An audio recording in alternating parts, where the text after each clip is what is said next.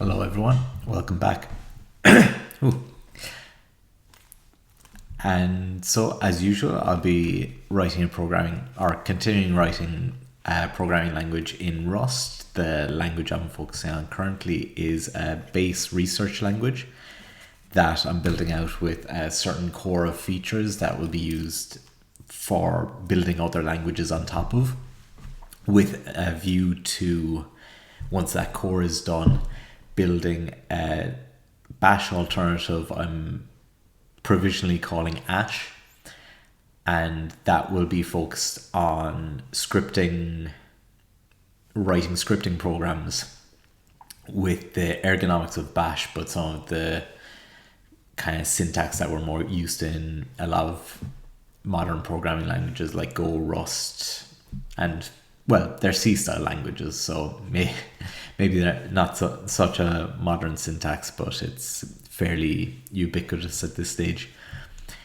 In terms of the completion, I would say I'm just over 70% of the core features done now, so making our way to that core amount of functionality, at which point I'll start working on Ash. And the tools that I'm using Mosh to connect to my development server. I use Tmux to manage my sessions. I use Vim for my development, just with the nerd tree extension, and I use ENTR to rerun my development loop whenever files in the project change. A little bit muzzy today, a little bit tired for whatever reason, just woke up that way, so might not be as chatty today, but we'll see how we go.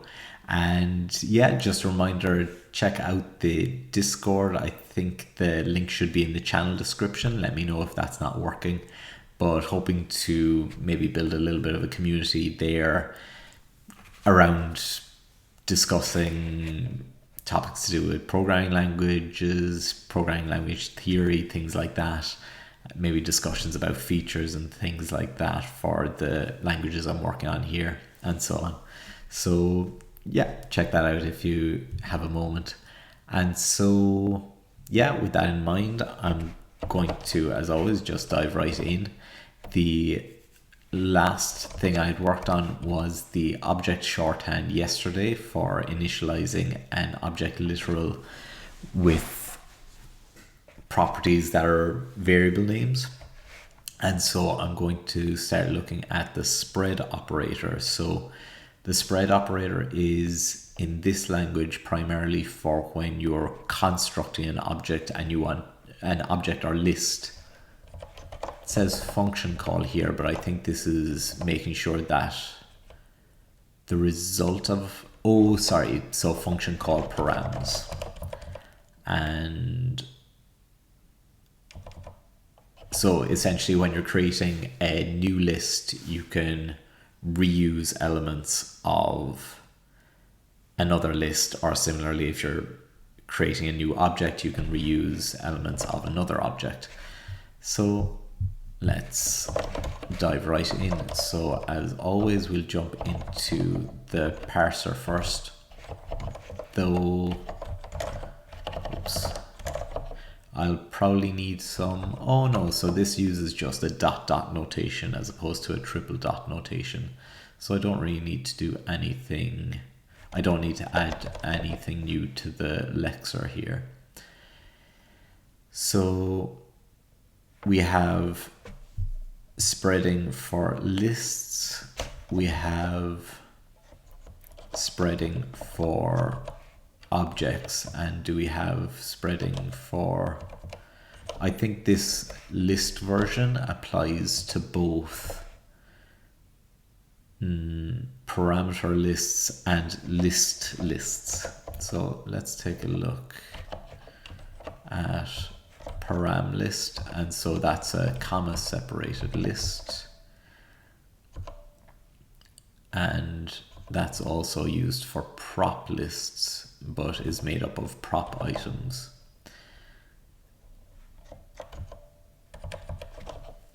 So, and where is param list used? Param list is used in function calls And so what am I using for? I have an expression list for building up list items, and that's the only place that that's used. Is there a reason why I haven't used, well, I guess parameter lists are made up of pairs usually. Well, no, sorry, so actually even in both when you're doing a function call and when you're defining a function, it allows expressions, because when you do it in a call, you're evaluating the expression so that it takes that value. But then when you're defining the function, you can actually pass an expression as well, and it'll try to deconstruct the parameter into the expression format, I suppose you could call it. So in both cases, well, in the case of a function, let me think, when we would want to apply both spreads and, in fact, I'll create a new little scratch space down here. So if I have a function definition f,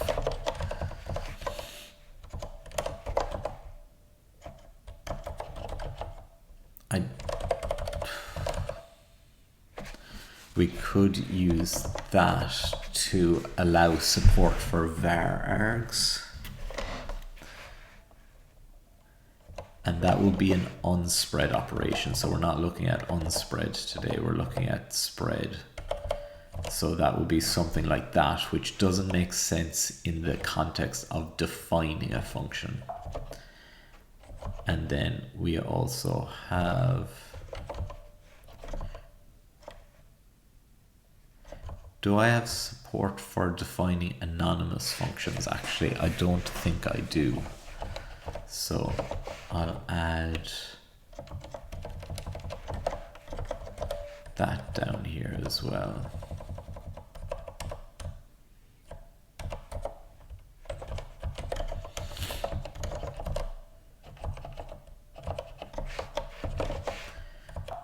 So then if we have a function call,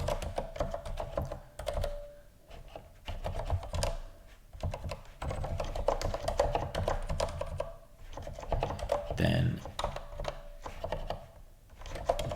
this is something we want to handle. And if we have an expression like this, that is something we want to handle. And both lists and parameter lists basically have the same construction. So I could use potentially the same. So at the moment I have params list and expression list. In theory, and in fact, those are both the same. So I have comma separated list.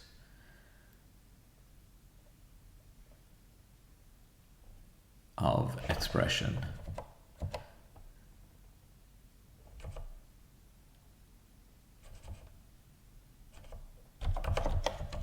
So if I did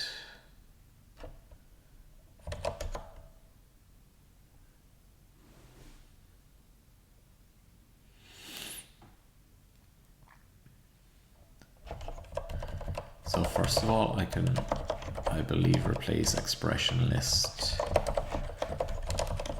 with this from the get-go.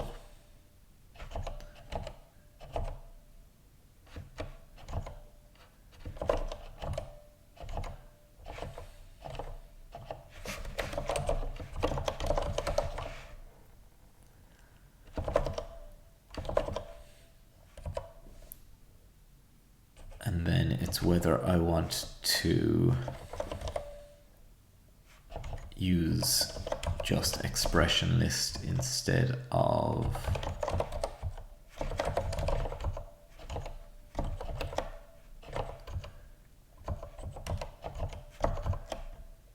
param lists up here.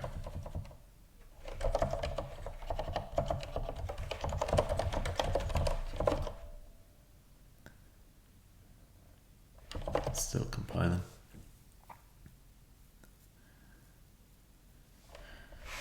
And I could potentially use comma sep list expression here as well, but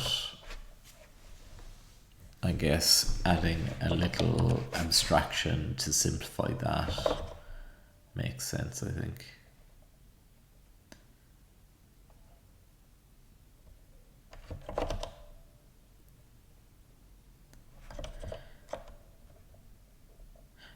Though the only thing is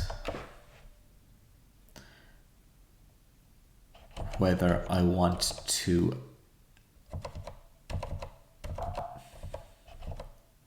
so we're focusing on lists for the moment, and that applies to both parameter lists and regular lists. But I want to forbid it in the function definition lists. Now, the only thing is whether I want to simplify my parser and reuse the same parsing logic so that this will be parsed correctly but results in a runtime error, or if I want to handle this at the parse stage and make it a parse error to use a spreading operation in the parameter list. I'm not sure. So I also need to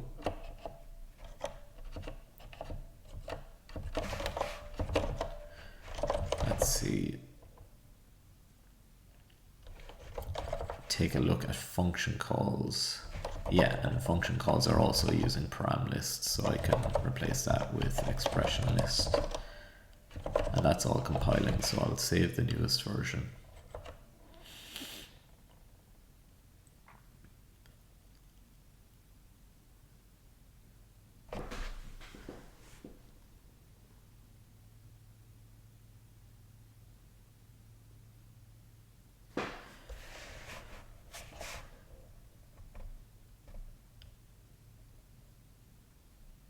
So actually, I guess I had parameter list and expression list separated because I was going to handle them differently for that reason. So with a call, I'm going to change that to expression list, and function is the only thing that's going to use a parameter list.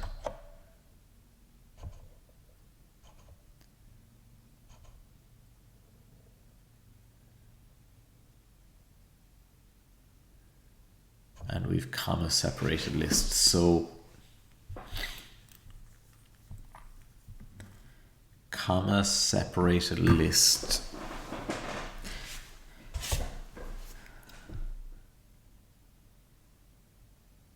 Yeah, I guess I won't try and think too far ahead. I'll just focus on what's in front of me and create abstractions after the fact when I need them. So kind of an expand and then compress approach. I can't remember like I say, a bit sleepy today, so let's see.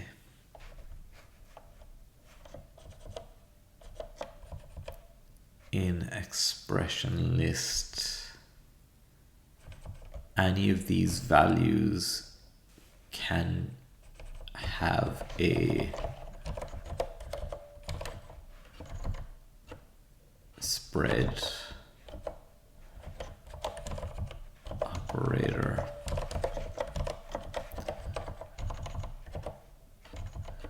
Now the only thing is, because of the way expression list is defined here with this asterisk approach, I don't think I can name the elements inside it. So will this be created as a tuple? I'm not sure. If I add a second element in here,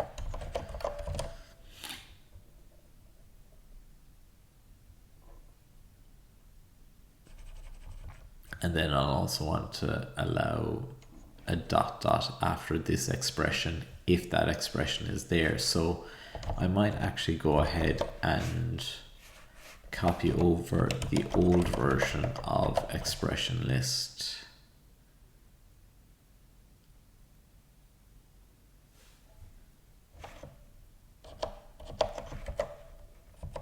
And it's a little less efficient, I think, because it's kind of building up the list in reverse. Well, not in reverse, but it keeps putting the inserting into the head of the list every time, which is probably inefficient under the hood. It would probably make more sense as using a linked list structure, but for what it's worth, these lists aren't going to be aren't expected to be terribly long anyway, so the performance impact should be fairly negligible.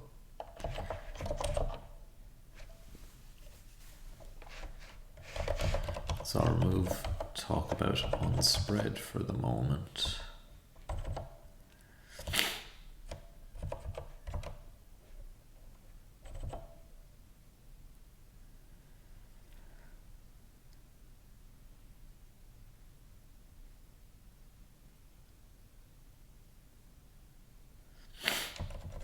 I wonder, can I put change the ordering of these productions so that expression list goes at the start? Because if that's the case, then I can instead use a list.push instead of a list insert, which would be more efficient, I'd say. But I probably tried that in the past, and I would guess because of the fact that the parser being generated only has one character of look ahead, it could result in conflicts, but we'll see anyway. So I'll just update the parser first. So list item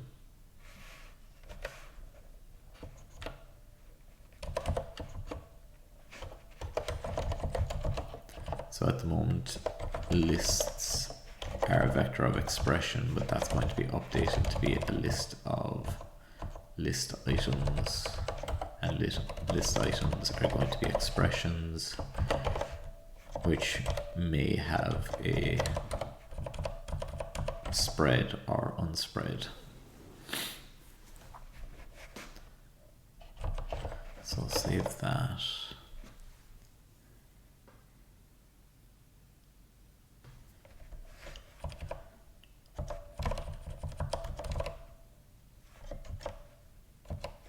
Yeah, and I'll go ahead and update expression list.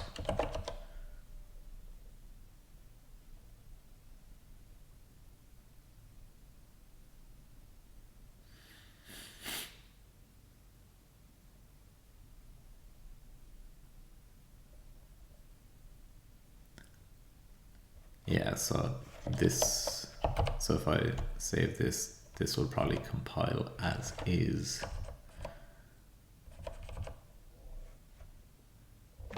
Hi, welcome back. Okay, that's not good. So what's the issue here?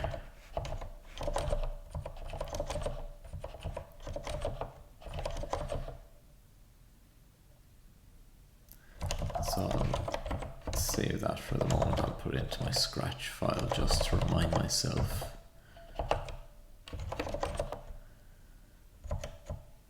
And I'll close that buffer.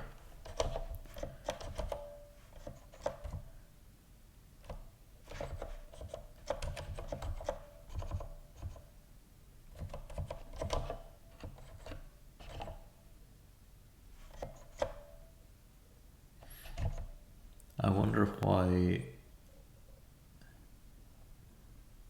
this worked previously but is getting a conflict now.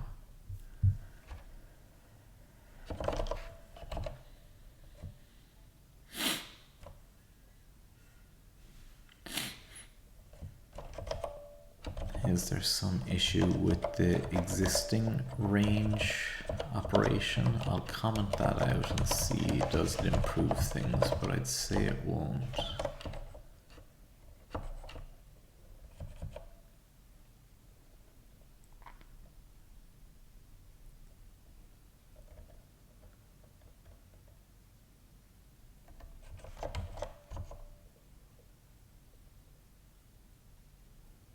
So I updated this to use expression list as well, and I'd say in the old code that was using param list. Wait, what? Oh. So commenting out the range expression there did actually help things.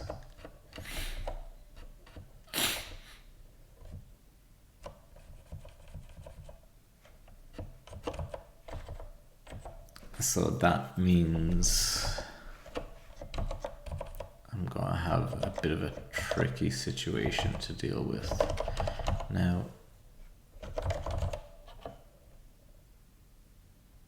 why was it that that worked before and doesn't work now?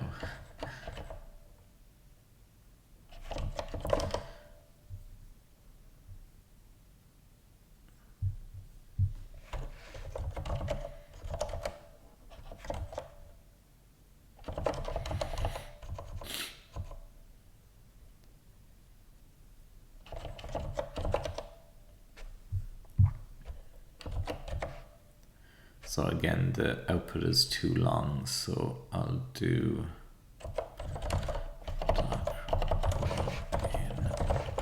build env just check. I'll do a head 100.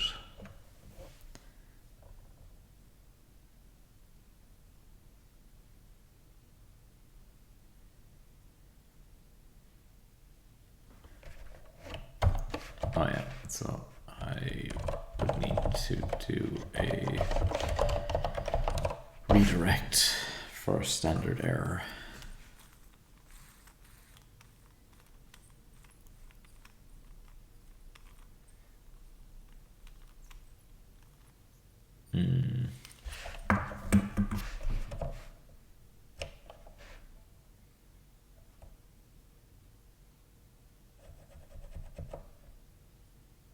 I'll just output everything to a file.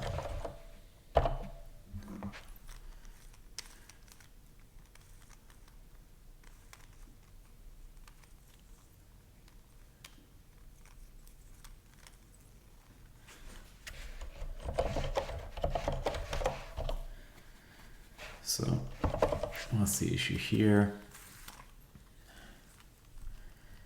If we have a comma, then expression precedence 2,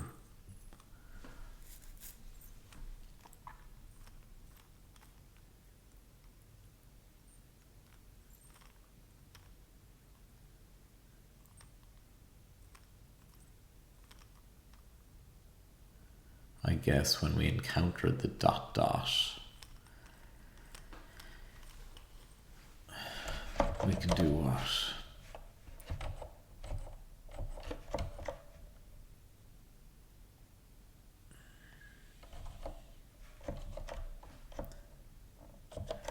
We could either execute the dot dot when we encounter it,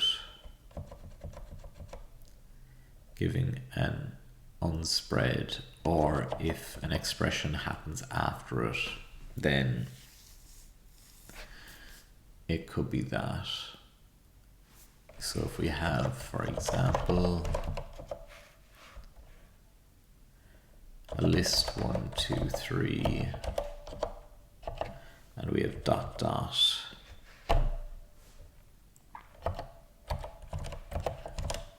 so So the parser at this point in time doesn't know what's gonna be after the dot dot.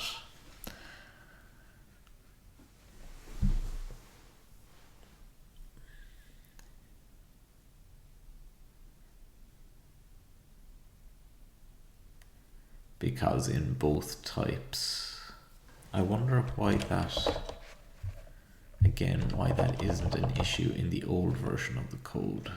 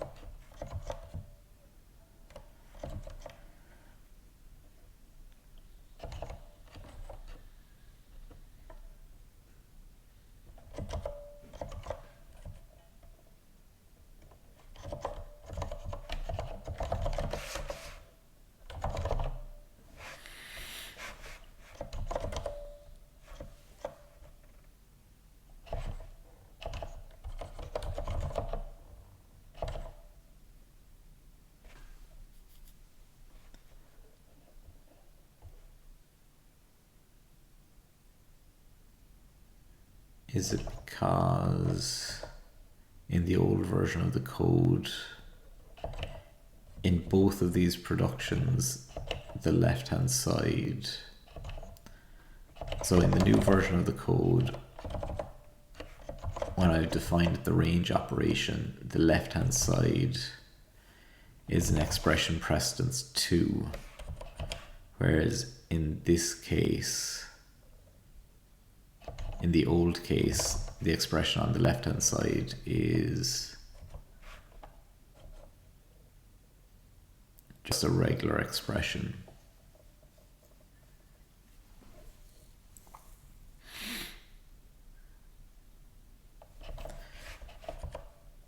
So if I were to change this to an expression precedence 2, then that could possibly work.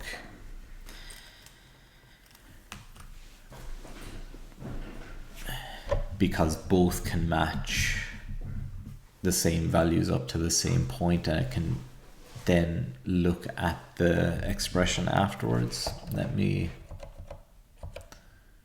test that theory. So first of all, I'm going to change expression list back to the way it was.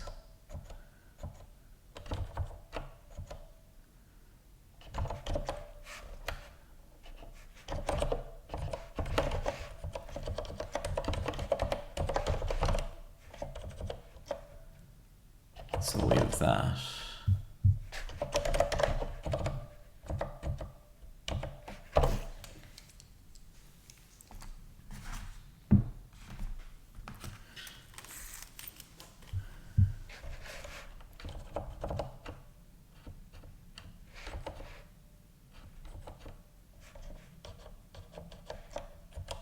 Oh, because I've added in the new piece there. I hope that's why it was doing that.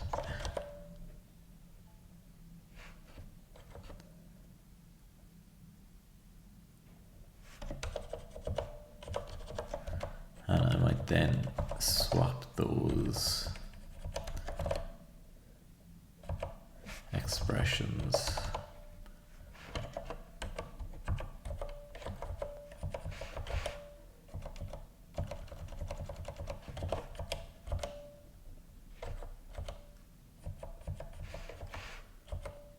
Yeah, and that's fine.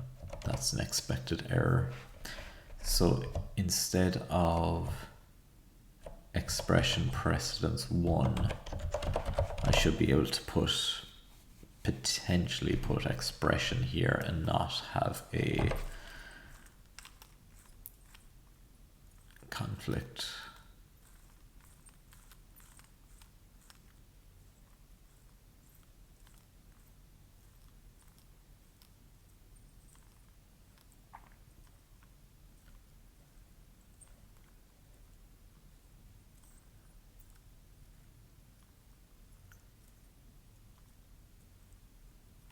the longer it runs for, at this point anyway, the longer it runs, the probably better it means for me, because errors are usually caught and output fairly early. So if all's good, if it lags for a while, it usually is promising anyway. So that at least is compiling again, which means that my swapping of the, and I'm nearly trepidatious in rerunning the compile. I like save it slowly because I'm like, oh, I don't want it to kind of, I guess, output errors again. I'm like trying to hold off on finding out whether it worked or not. But again, this is looking promising because it's taking a while to actually compile. Whew, and that seemed to resolve it. And I wish I could pin that on my magnificent knowledge of parser generators and compiler theory and things like that. But to be honest, it was just the usual combination of kind of pattern matching and debugging. So at the same time, that seemed to work. So we're past that hurdle, and it's an interesting find. I feel like I should document that somewhere. At the very least, in terms of... Now, another workaround for this would be to change the syntax that's used for range operations and spread operations and potentially unspread operations, kind of similarly to how I got past the limitations in the LR1 look ahead by saying that blocks can't be empty, but object literals can. So taking another route around, but it's nice to be able to actually get the syntax that I want for this. So especially since I had it before, so I knew it was possible at least. So how to even document this? So whoops, we do what?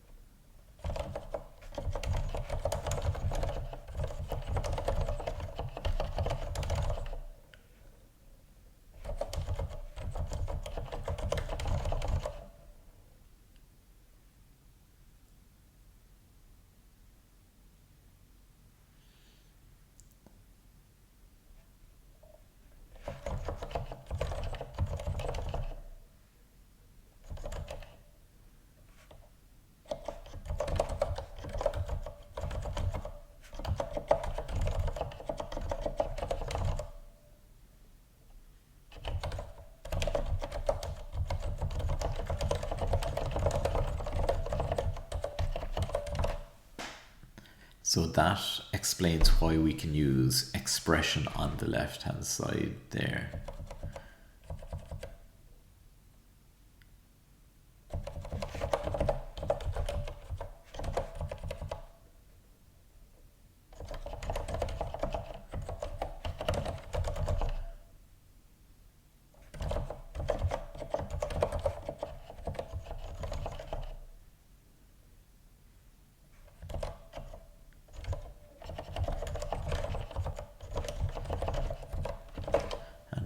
what's the terminology again?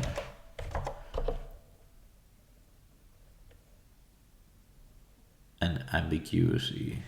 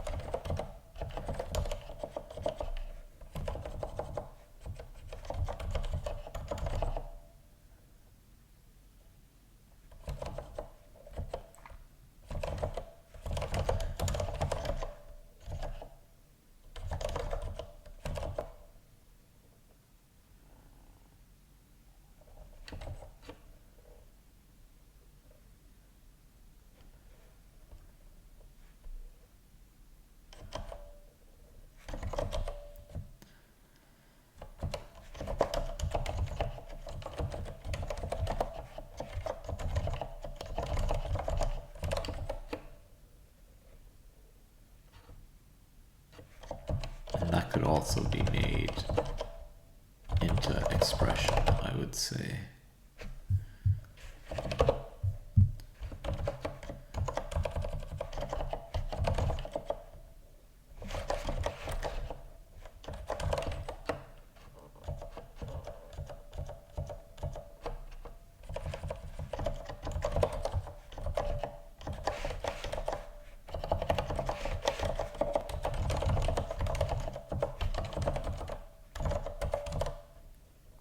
Now, that describes why I can use expression at this point, because again, that's something that I would forget very quickly.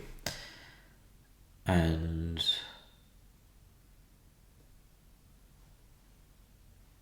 so the second part, nice, and that simplification stuck as well.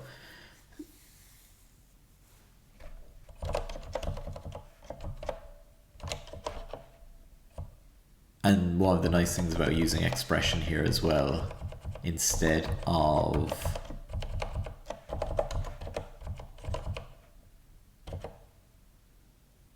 the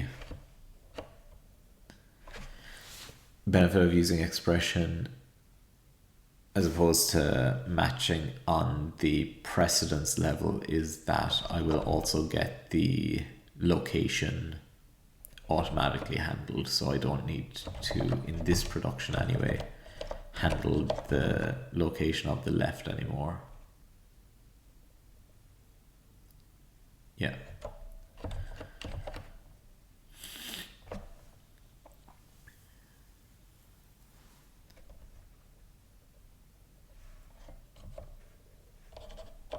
Actually, now that I look at it, I'm not quite sure why this works, because this is expecting a raw expression, but here we're matching a non-raw expression, so I'm not sure how that's working.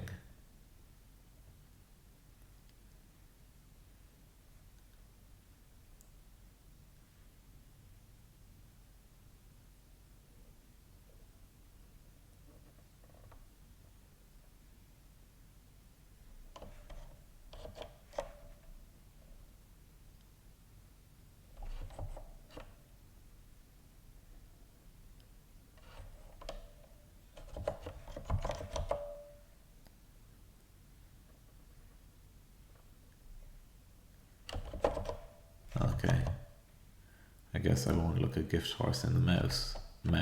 I feel it's more beneficial to have expression there anyway, so that's what I want. I wonder, can this be simplified to expression as well?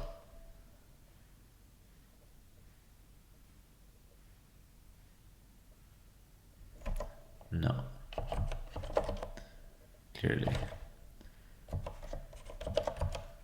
So with that all in mind,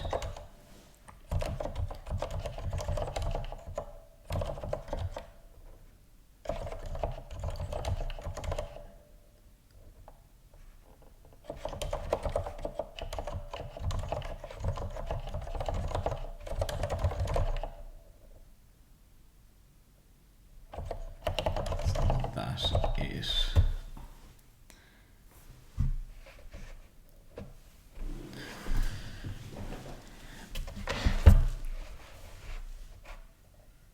has the same prefix as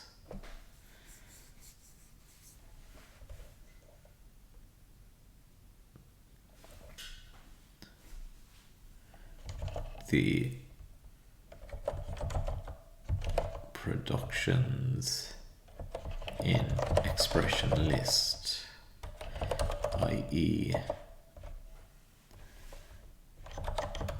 expression followed by dot dot. If this production had a different LHS, like expression precedence 1,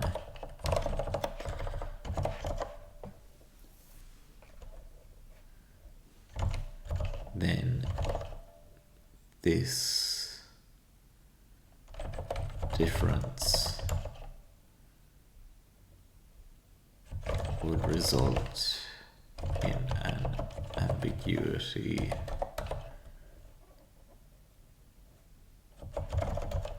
because the generated parser would need to decide whether to choose a production when dot dot is encountered rather than being able to check the element after the dot dot. Cool, so a little verbose, but I think because this part of the problem was so tricky for me anyway, that I think it benefits me to remember that, and that could be relevant in future again. So let's see, and I'll just change. Oh yeah, so I wanted to see, could I put expression list here?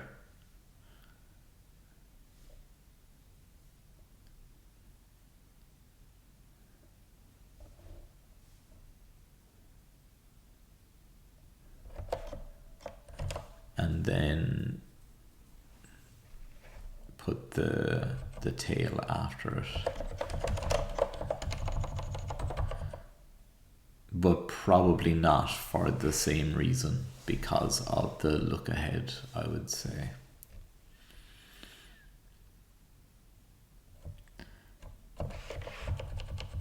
But if I did it like that, but no, again, there would be conflict then with the expression up here. Like, it's not a massive problem to have it in this other direction. It's just that the list gets built up kind of in a funny way, I think.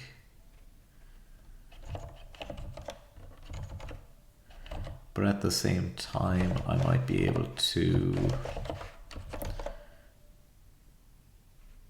build up the list in reverse and then reverse it at the end, now that I have a little more familiarity with Lallerpop. Before, I just wanted to get something working, and this was working. So at the very least, let's try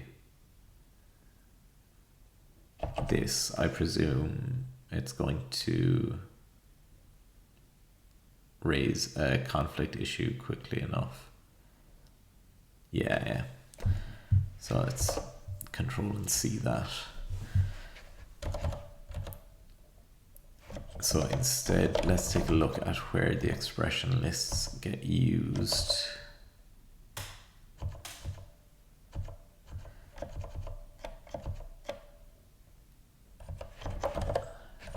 And if I think to do a reverse, I have to create an iterator and then reverse it. So rust effect reverse. Or another option is to create a linked list and then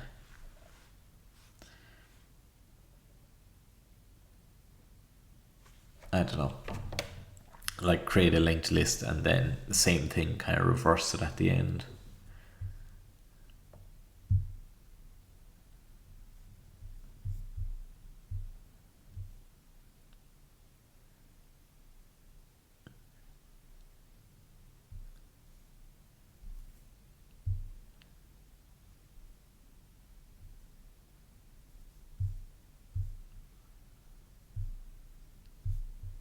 Yeah, can I just do dot reverse? So first of all, save the working version again.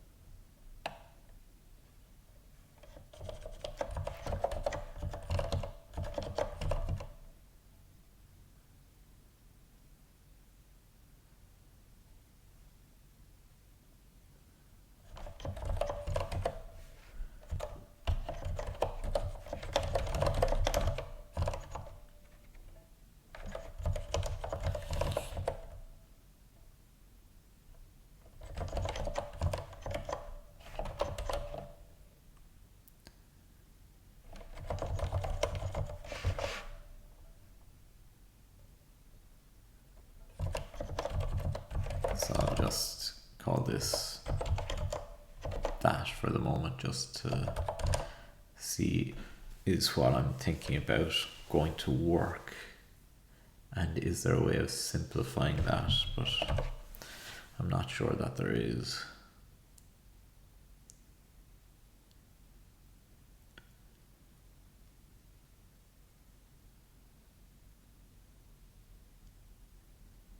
While that's compiling, I'm just going to run away for a quick moment.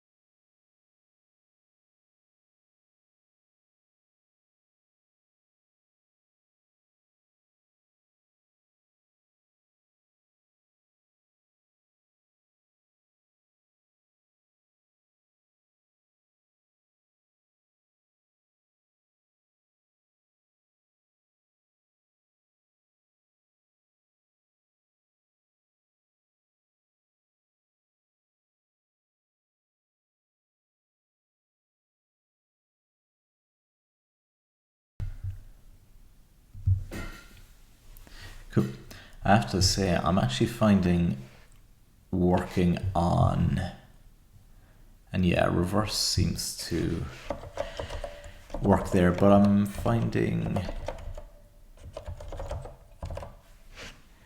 working on the parser today fairly engaging. Usually it's kind of, I guess, feels like a bit of tedium while I wait to work on what can often be the more fun thing, being the actual evaluation part, but having a bit of fun with figuring this bit out today. And also, now that I'm a little bit more familiar with it, actually solving some of the problems I encounter. So I'm going to change this to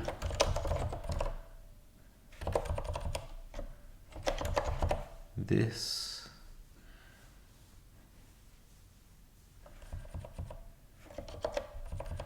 And here I should be able to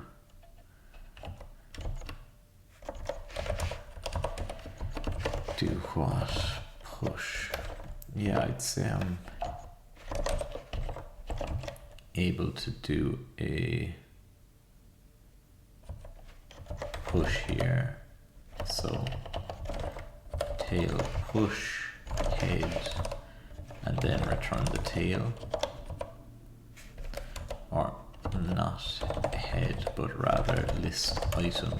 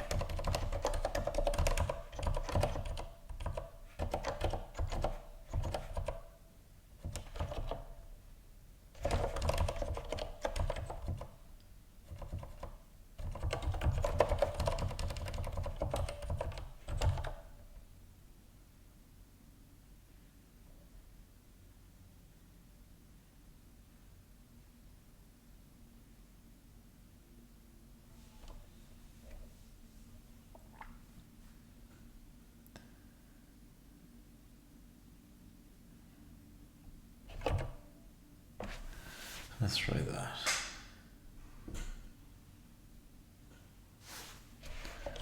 And expression list is where it's in an argument list and it's in regular list literals.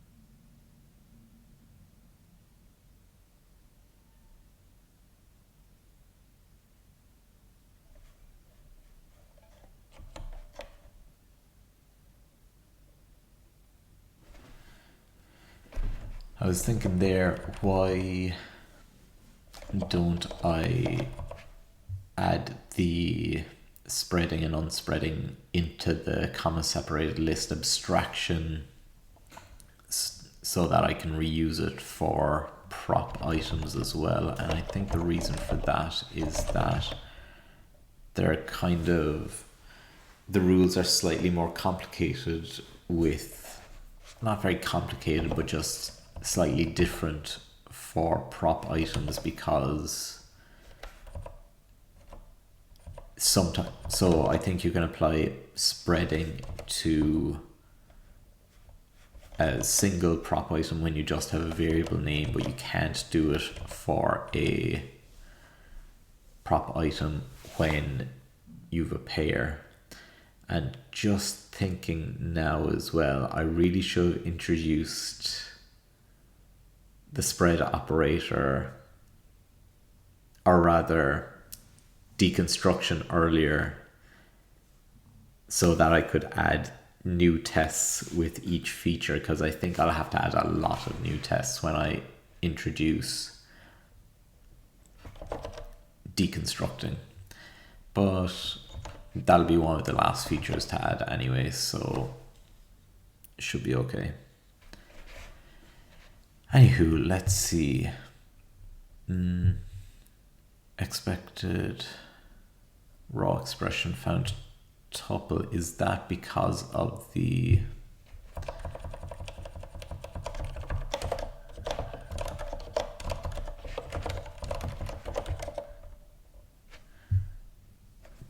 parentheses part that I introduced before?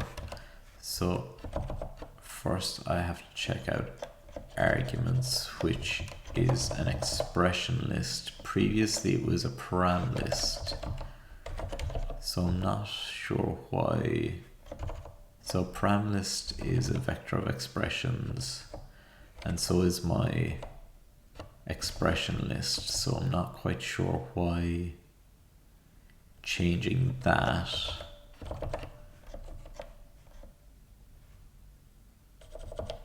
Oh, because this is now a vector of list items. So I'll need to update the AST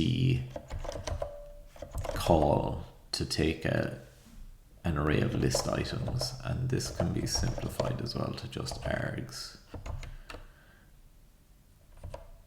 So I'll jump to AST, and a call can be a vector of list item.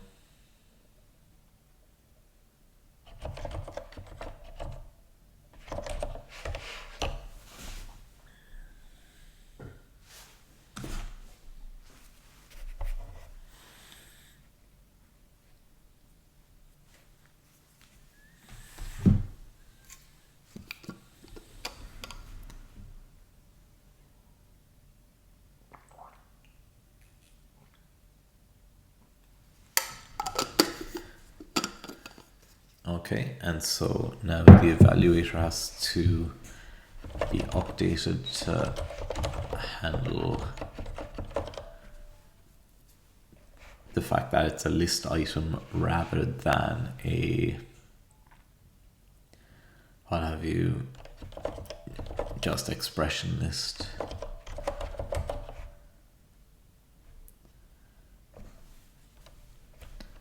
Okay, so first we'll handle list and we'll see how that got handled before. Yes, so first we evaluate the item expression, then if not item is spread,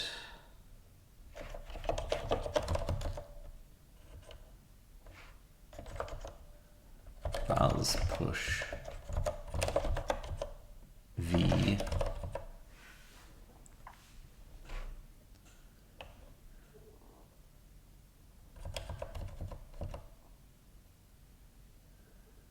and I continue in here. Otherwise I do a match. Now why? So this is another scenario where I haven't used the match eval expression. Oh, because I'm not actually calling eval expression on this.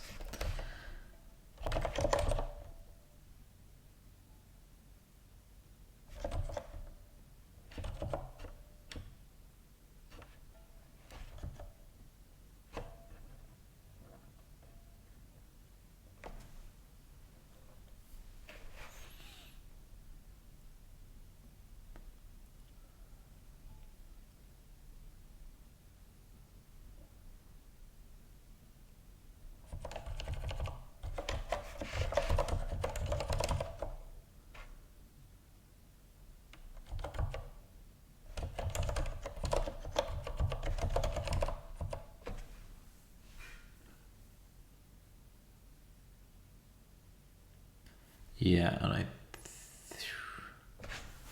am I going to want to clone the values? I guess so, because for example, if I were, and that would be a good test actually, that if I do an unspread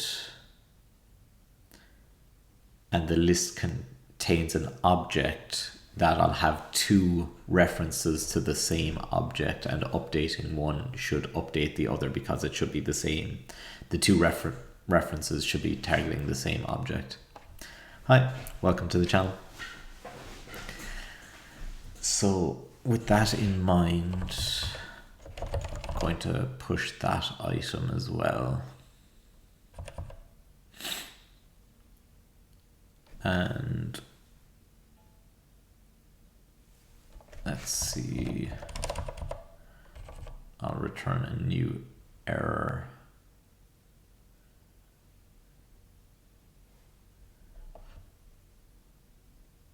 I'll want to, for the error location though,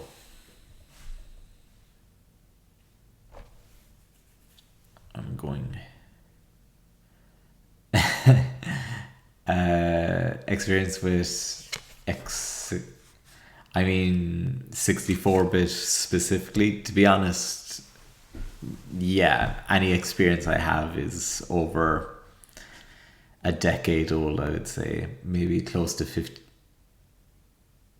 15 years old.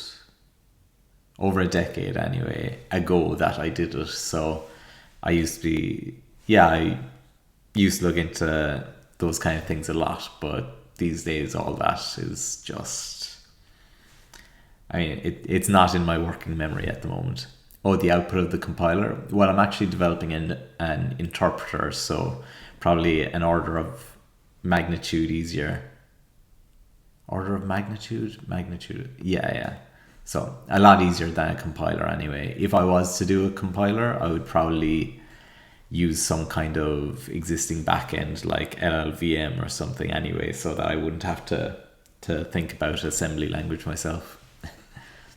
Not that I don't enjoy it, but it's just not something that is very practical for me at the moment. So let's see. So the error location.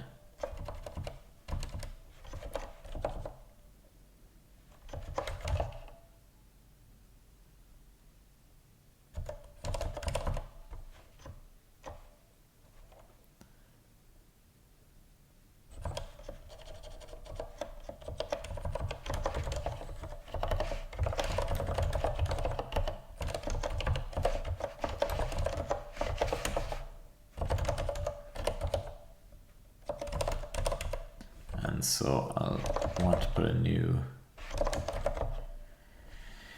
what kind of programming do I like and my philosophy when designing a product? Oh, I guess the quick answer for the second, and it somewhat implies the first, is my philosophy when designing a product is I design it for me first, more or less, because I often do projects that are targeted towards me anyway, in general. But in the past, I would have been kind of half and half. I'd think up an idea and I'd be like, oh, people would like that. And I'd build a thing that I would hope that people would like. And then I'd share it on Reddit or what have you and wouldn't get much reception. And I'd be disappointed and all the rest of it. So these days I really just focus on doing things that I know I'll use at the end of the day. And yeah, I think a lot of people do that as well. And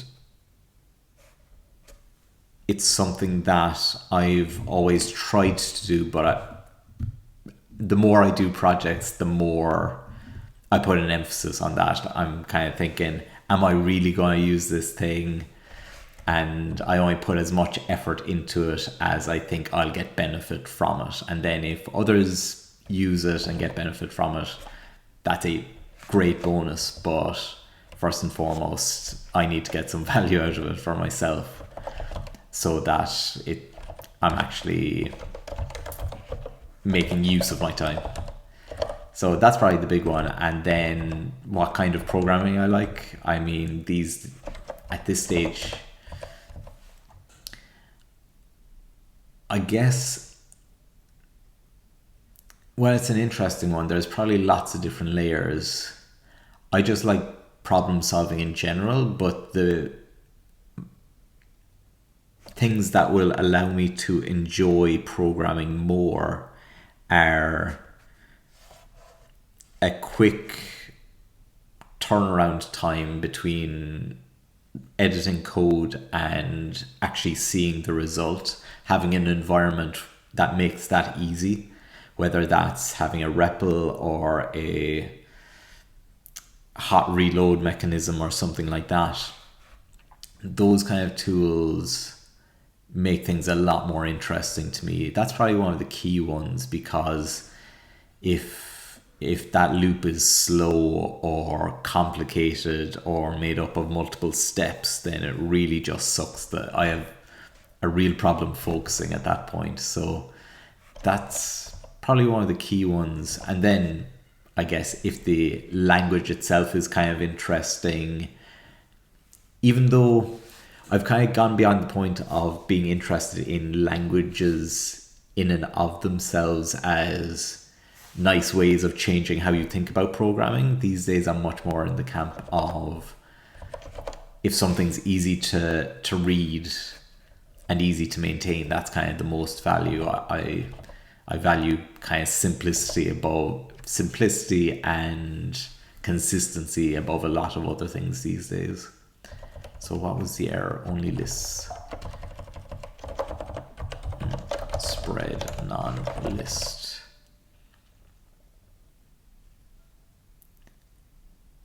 Given a base dress. Yeah. And so when you say Arial 9, the font, is it?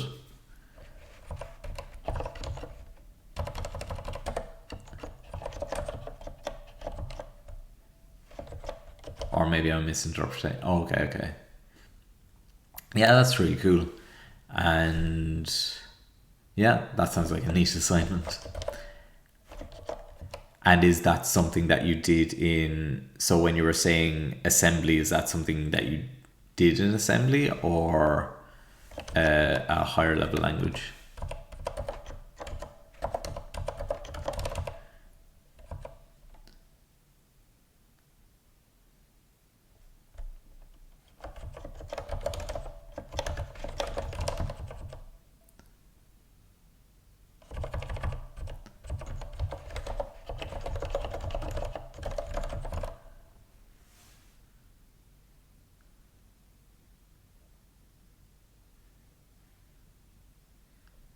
So I could take the value here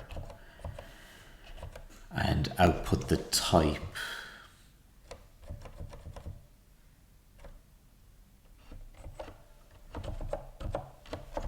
I'd like to have some consistency in the error messages. I might add those later. Just take the rendering of the error messages as a standalone piece and see, can I make them more consistent internally?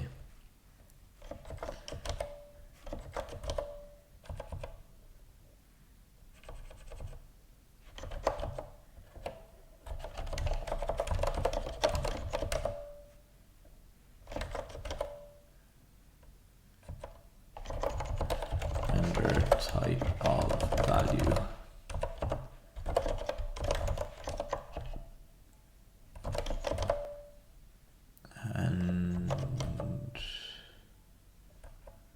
Value is value.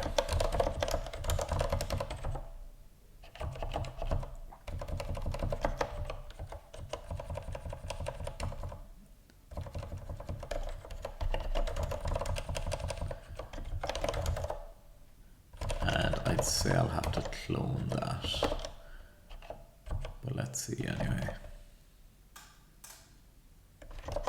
652. No, that's later. 443. Doesn't seem to be working on the latest version of my code, and there's a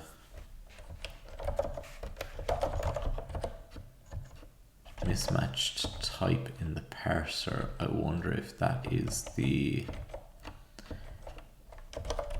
expression issue from earlier.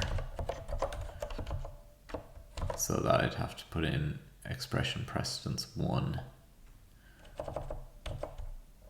Could I do a match on that? Probably don't need to. kick off another build.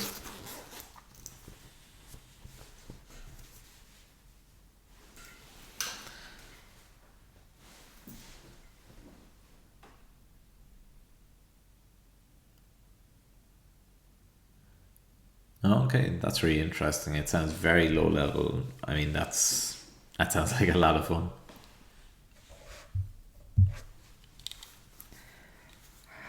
It's something I've never actually worked with myself, is fonts, really. And even to a certain extent, bitmaps in general, or images.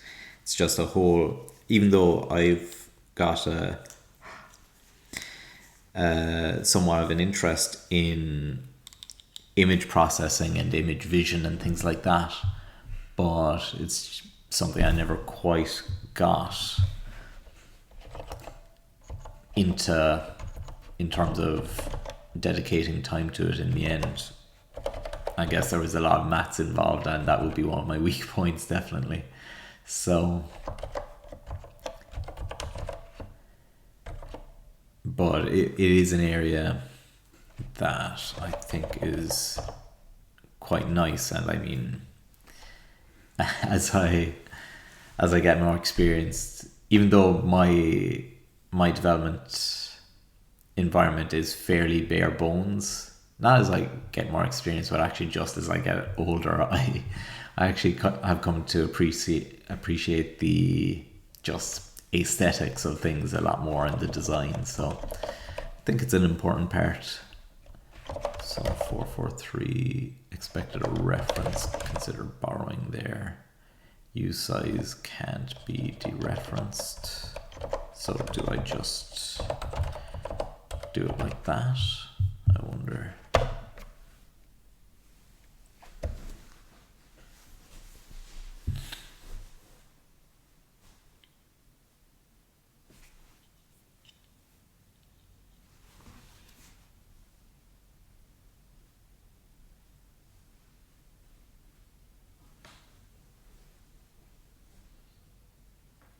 Okay. It's interesting because there was, I think, a similar discussion yesterday in terms of kind of just performance in general and performance of low level assembly and things like that. And I guess there are different ways of measuring performance in a way, in the sense of there are things that are slow for the computer to do, and then there's things that are slow for the programmer to do. And I guess quite often we optimize for, unless we get into the real hotspots of a program and there are bottlenecks that absolutely need to be optimized. But in general, we tend to optimize for, I guess, development speed, because I guess, yeah, that's the thing with benchmarking as well. You can find that different approaches are, like, one approach could be 10 times faster than another approach, and all the rest of it. And you see these benchmarks on different tools about how much faster they are than different tools. But if the speed overall, even if the oh yeah, and it's definitely a good practice, I think, even being able to benchmark things and have that habit and discipline of being able to do it is a useful skill to have. But in terms of, I guess I've sometimes come across the opposite problem in terms of people who do optimize for performance every time, and they often end up optimizing the wrong thing because they're so focused on optimizing a certain part of the code that the code looks awful, and just because it's so terse, or it's trying to take advantage of these special features, that you end up, the code as a whole kind of suffers and becomes more difficult to maintain, and you might even find that something that was a performance issue at one point in time ends up not being such a big deal later as the project evolves. But even with that in mind, it is a good skill to have, being able to monitor and dive into performance. It's definitely something that I have sacrificed over the years, in terms of it's not something that I'm very good at, and the idea of having to dive into some performance checking and benchmarking and things like that just makes me kind of groan, because I'm like, I'm kind of not out of my depth, but the time it would take me to set up things to benchmark in the way that I would like is it sounds like a lot of effort to me. But because of that, I think it's a useful skill to learn early and apply often enough, but not to take it too far as some developers can. I mean, that's just kind of an opinion more than anything, because at the end of the day, we all have different values when it comes to development and what we think is important about a program. And some people are just all about the speed, sometimes to the detriment of all else, and that's a valid opinion too. So with that, that seems to be that done. And if I need to plug in. There we go. And if I go ahead then and let's see, args. So eval expressions, and so I'm going to want to more or less do the same for argvals. So I should, I think, create a function to abstract that.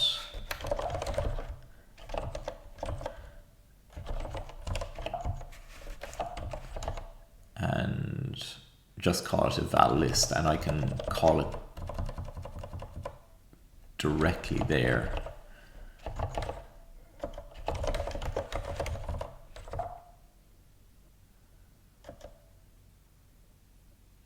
Eval list items, I'll call it, and it should return, a vector. It'll be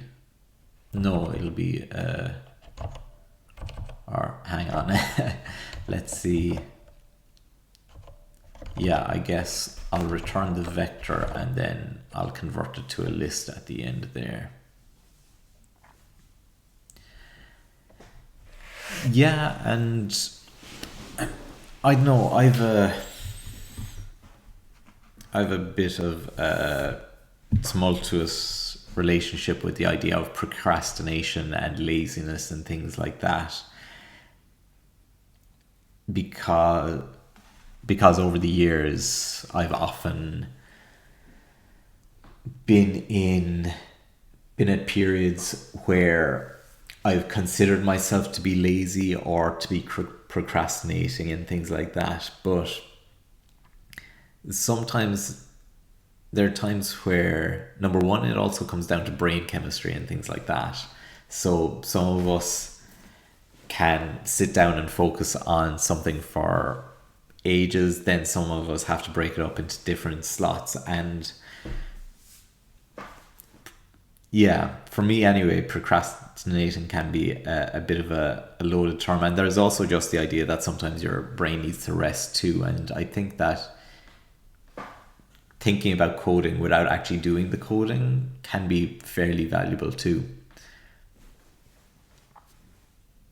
I mean that's fair enough as well. I mean, don't think anyone can judge anyone else on how they decide to spend their time.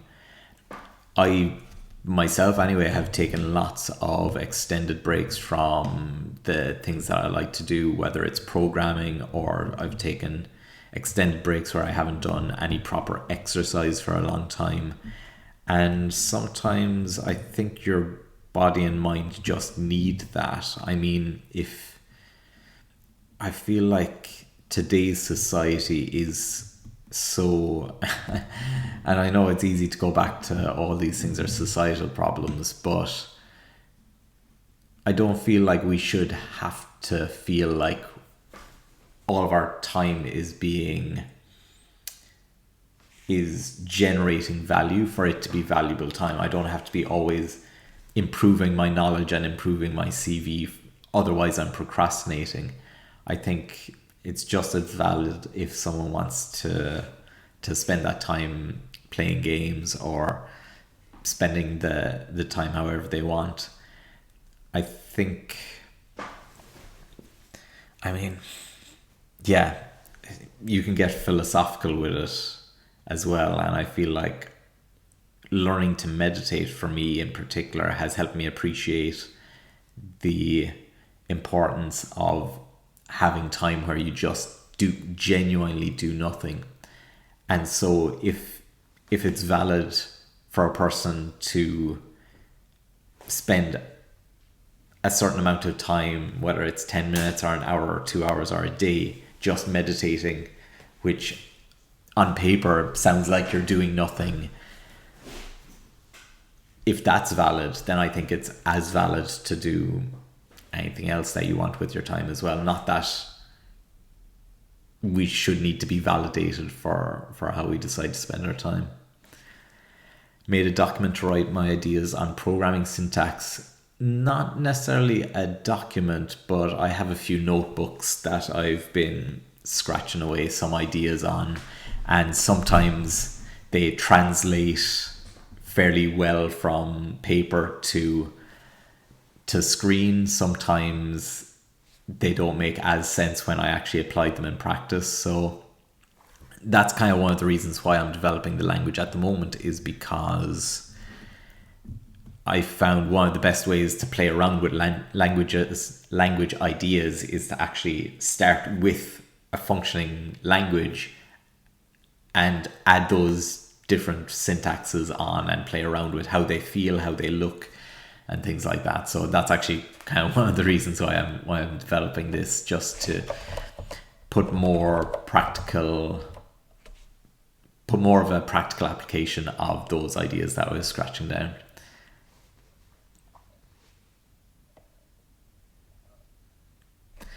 Having moderation in life, I mean, in terms of it rarely works. I'm not necessarily saying I advocate for one approach or another, just I've gotten to a point in life where I try to be, and I feel I'm successful in just not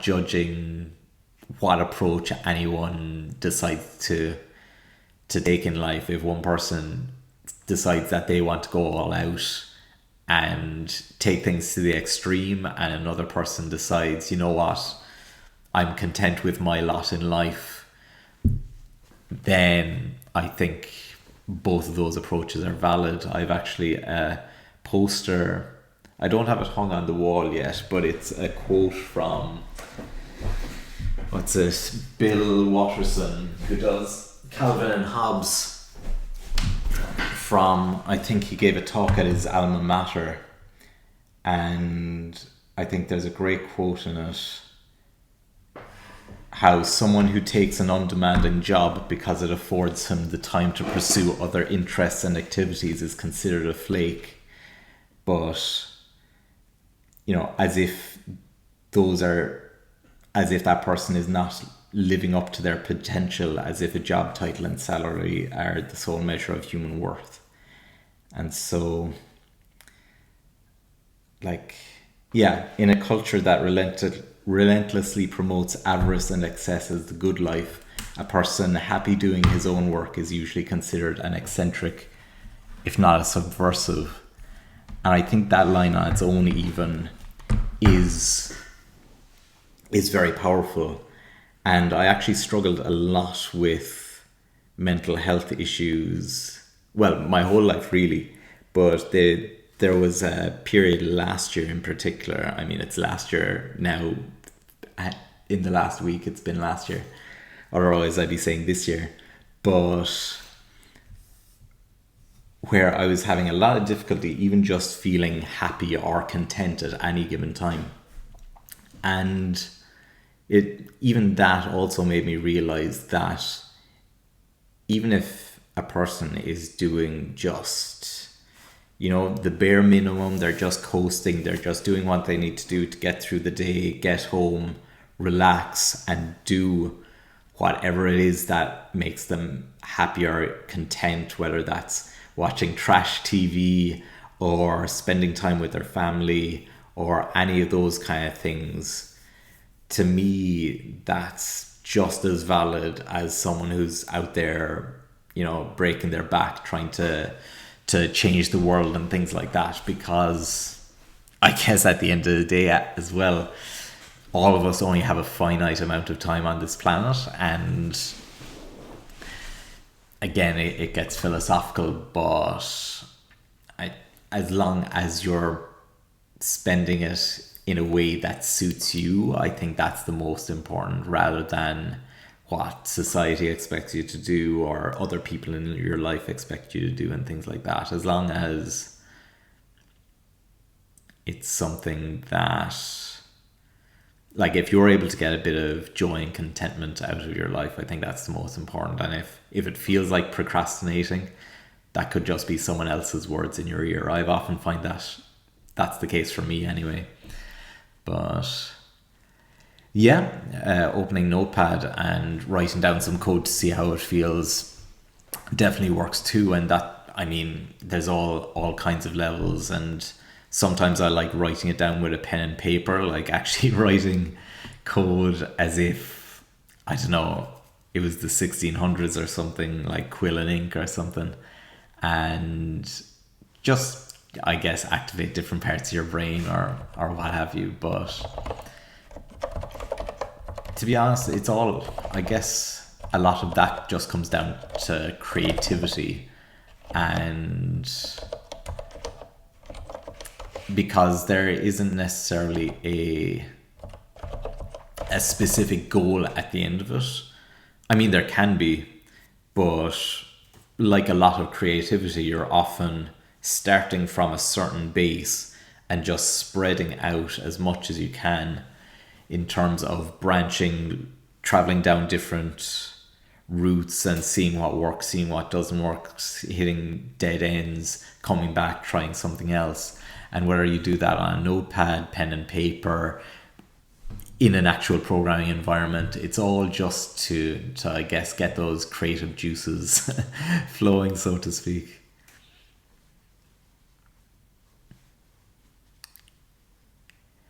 Well, that's a good point, I think, in terms of, well, the uncertainty is difficult, because I think that's a difficult emotion for a lot of us, I guess. And some more than others. Again, that can kind of come back to brain chemistry in terms of uncertainty. For some of us can feel unsafe and things like that. But mediocrity is something that I would kind of challenge more in myself these days. I mean, I would have had some experience of being considered above average in different things at different times, and that would then push me to think, oh, I need to be the best. And there are other reasons for that as well, and I need to dedicate all my time to these things, or else it's pointless and things like that. But mediocrity, I mean, there, again, it's difficult not to point the finger at the likes of society. I guess it's an easy target. But we often do hear these, I guess, chants or these I guess, phrases where, yeah, oh, mediocrity is, I guess, there's nothing worse than being mediocre. It's terrible and things like that. And you should never settle for less. You should always be looking to improve and things like that. And I think it was meditation that finally got me to kind of stop and be like, why? What's the reason? What is wrong with mediocrity? Is it because someone's better than you? There's always going to be someone better than you. Is it because if you're mediocre, you're not going to make enough money? If you're making enough money to survive on, then what's the problem? So it's kind of a thing where mediocrity is one of these ideas, I guess, that's been vilified. And I think there have been a couple of books in recent years that have kind of challenged that idea as well. And I think I've mostly listened to it, but the book, How to Not Give a F, and similar books of that style, and similar books around that idea as well, kind of come back to similar ideas of, at the end of the day, the grand majority of us aren't going to be world-class athletes, programmers, Olympians, I don't know, writers, authors, musicians, what have you. And that's fine. There isn't a problem with just doing a thing because you like it and spending that time enjoying it. Because what can, again, something that I've learned more from meditation is that when you are so focused on a goal, like I was with programming for so long, the goal was never to enjoy what I was doing. It was, and again, this kind of comes back to why I was building stuff for me, was I was thinking, okay, when I build this, when I finish writing this in like a couple of weeks or months, I will have validation from other people who will say I did a good job, and that will make all the work worthwhile. And so I'll burn myself out and I'll work late at night and I'll do all these things and not really enjoy myself for the hopes that it'll happen later. And then that would more often than not pan out the way I expected. And well, there was one time where I shared something and I did get a lot of really positive feedback and kind of lots of upvotes and karma and things like that. And I probably felt not necessarily the same as when the projects didn't get good reception, but I just felt indifferent. Whereas these days I'm really much more focused on, if I'm doing a task now, I'm trying to make sure I enjoy it in the moment. And if I'm doing awful at it, who cares? As long as I'm enjoying it, I'm the one I'm doing it for anyway. I'm not doing it for others' sake anyway. So as long as that criteria is being met, that's the most important thing for me at the moment. So I would definitely, and that's also allowed me to be more comfortable with my own mediocrity. I'm not the best programmer in the world. I definitely have had people coming onto the stream asking me questions about compilers and different, why didn't I use a peg parser and all these kind of bits. These days, I don't even have the mental capacity to think about those things or to be worried about those things. I'm just like, you know what? This is the project that I have. I'm doing it away. I'm happy doing that. If people like it and it kind of start using it, that's absolutely great. But if not, I'm making a bit of a thing that I'm enjoying making. Some people have enjoyed watching the stream, watching me make it. Some people might help out and contribute with the programming of the project itself at some point. But end of the day, it's not, again, taking the focus off the end result and focusing more on the process, because not everything needs to be about value generated or the money that it makes at the end. So anyway, a little bit of a philosophical and so on digression. But coming back to evaluating these items, let's see. So I'll probably want to eval list items, and that will take items, although it'll be items expression.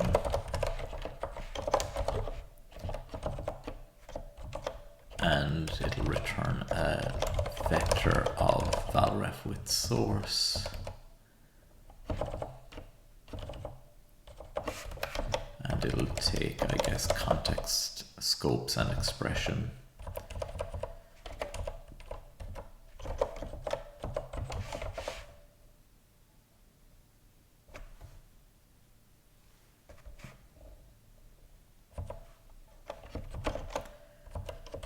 And so I'll update the error.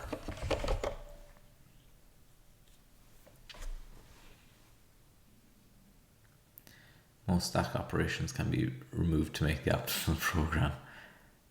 What does Python give?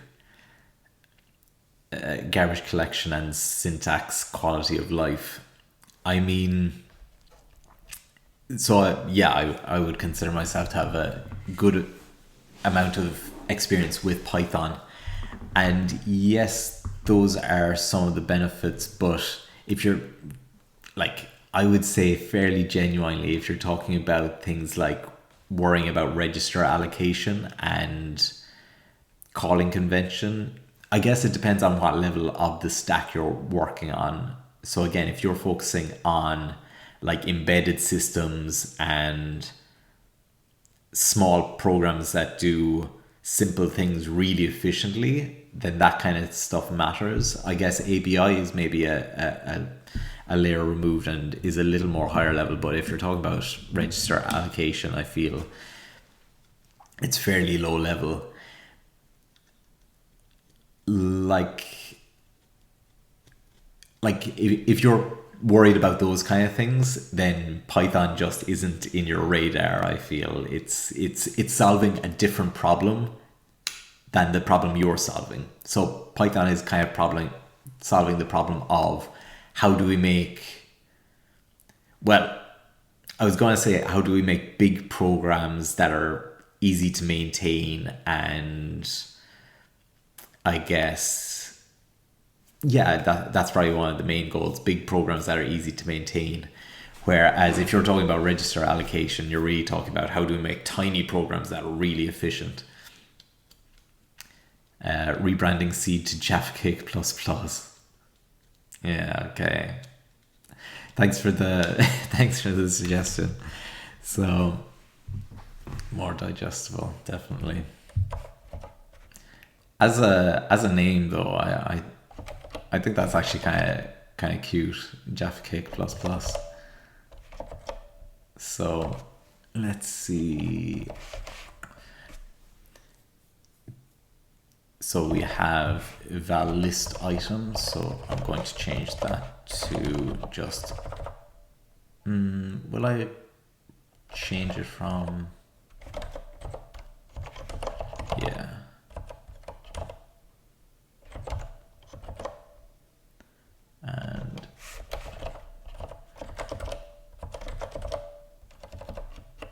And then spread non-list.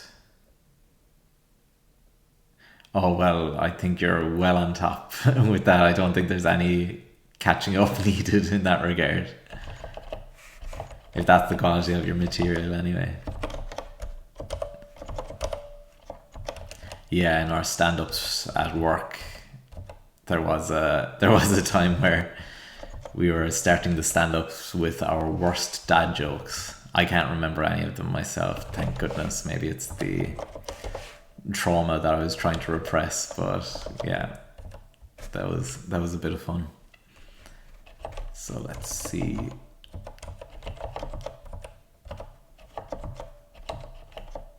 This will be eval list items.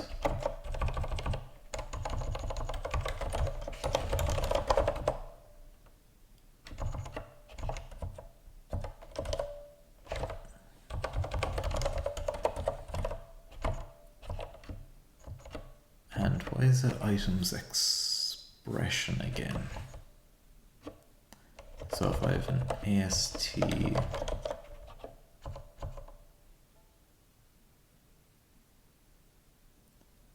it's a vector of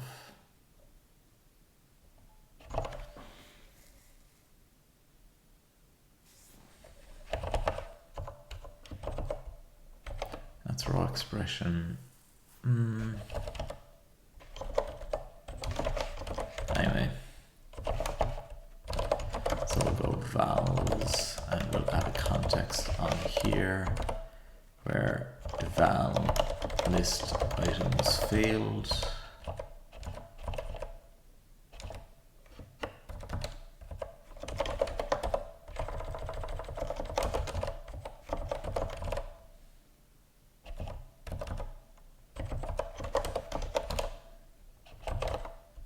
And argvals. That'll probably need to change as well.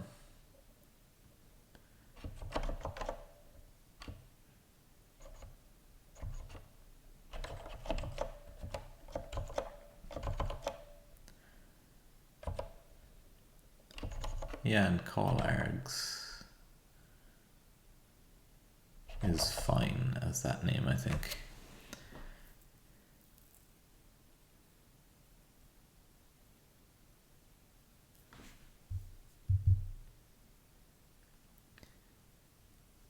Given enough definition of how memory is managed and what registers are used, should be possible to make some that's mixed between ASM and Python. Perhaps it would look like C or MASM.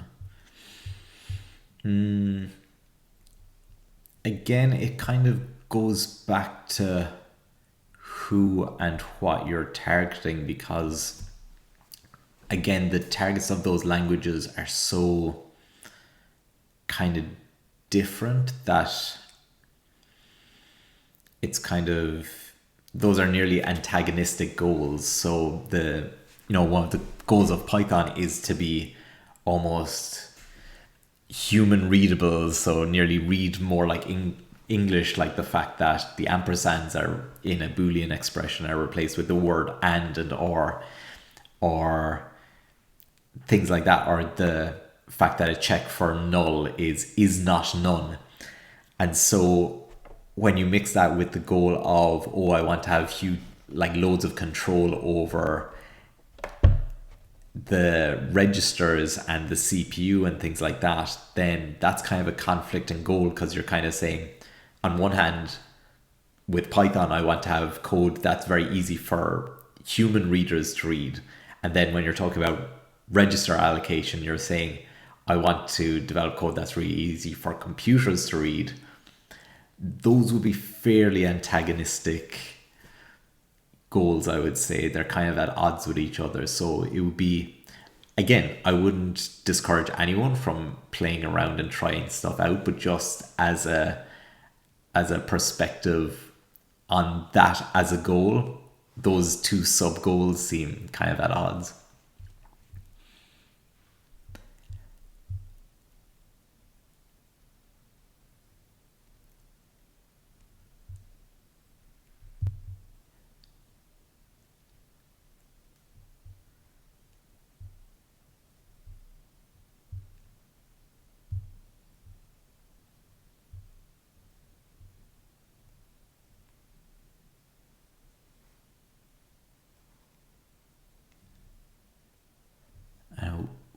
Would not work well without showing a preview of the assembly.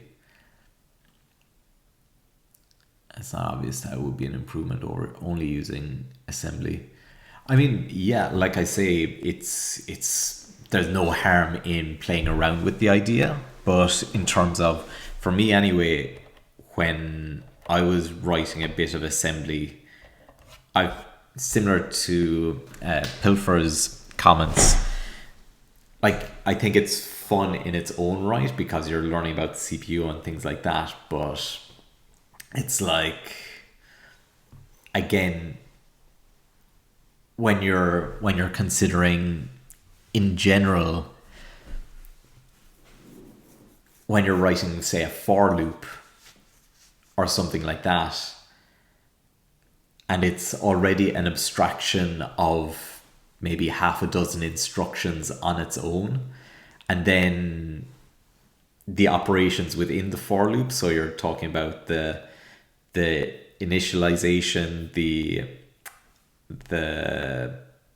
kind of loop condition check, and then the increment and things like that.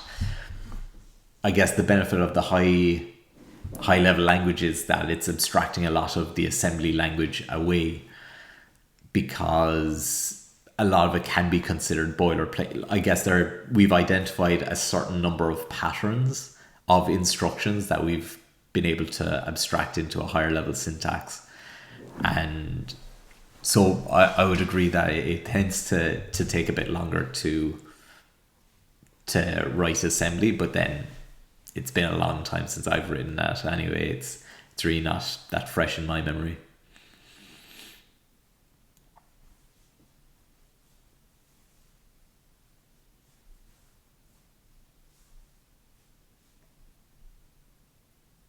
Yeah, and that's a good point as well that Pilfers makes on the compilers as well, because what can often happen is that when we're too close to the code as well, that we can be doing things that seem like optimizations for us, but we can actually restrict the, like if we were to write it in a higher level language, a compiler might be able to apply different levels of either peephole optimization or more broad optimization or branch optimization, things like that, to get benefits and performance benefits that we might not even think about.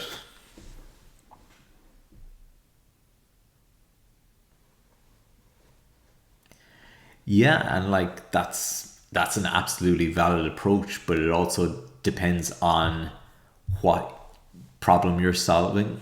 Yeah, exactly.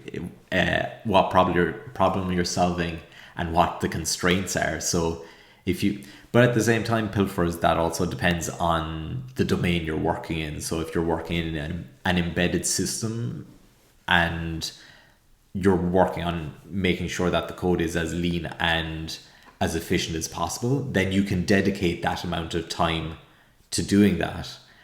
But to follow on from what I assume your scenario is, if you're talking about more broad scale applications, either you're maybe working on a web service or an app or something like that, and yeah, you're working on like what WebAssembly instructions are going to be running on the service, then again it's kind of you're putting lots of time into solving the wrong problems. And I think that's kind of one of the big things that I would say influences how you go about things as you get more experience as well. Because I've seen it with say slightly more junior developers at the places I've worked in the past as well, is that you can often get people solving problems kind of at a code level because the problem is interesting,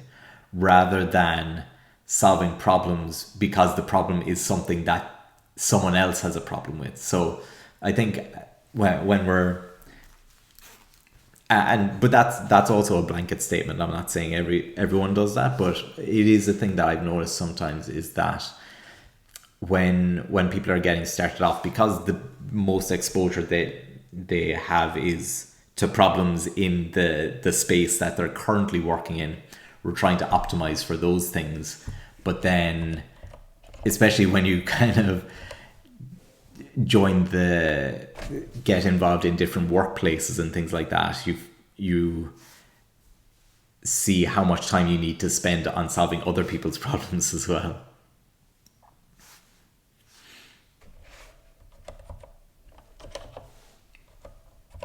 Yeah, and that's par for the course as well. I think that's completely understandable. But yeah, that's something that I'd have noticed too. Yeah, exactly. And the fact that different engineers sometimes want different things, or replace sometimes with often want different things. So you can find again, that comes back to code review as well. One person wants it done one way and another person wants the same thing done but in a different way.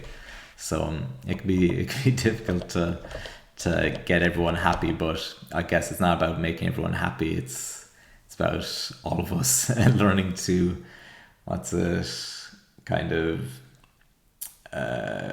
thing in conflict resolution, to make, I guess, I can't even remember the word, but just kind of everyone being comfortable with the fact that we're not always getting our own way.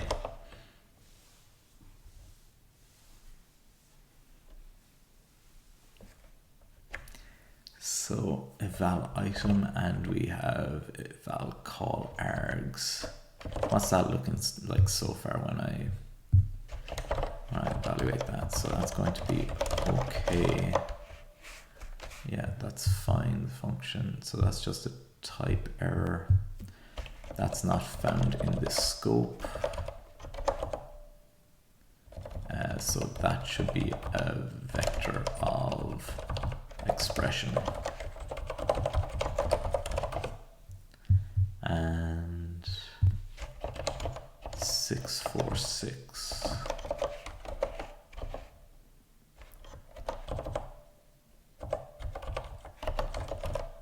And 441.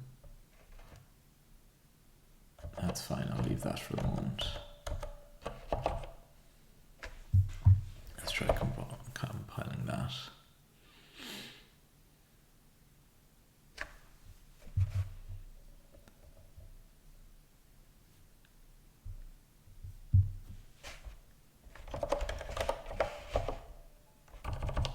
Expression.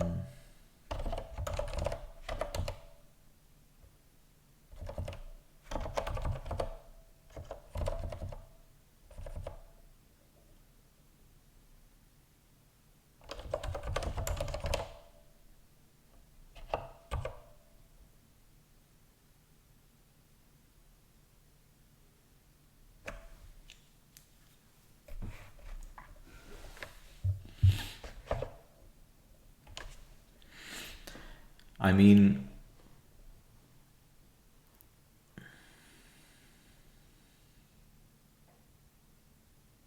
yeah, I'd be kind of the same. That's why I've probably ended up using Vim for the most part, because I type in or develop in so many different languages and frameworks that at this point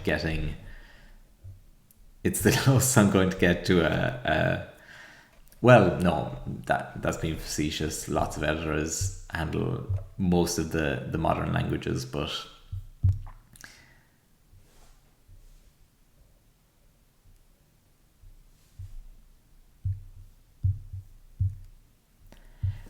just going back to the WinDebug recordings, and you were saying performance is 100 times worse. I guess the question then is, okay, the performance is 100 times worse, and that sounds bad, but is it actually a problem?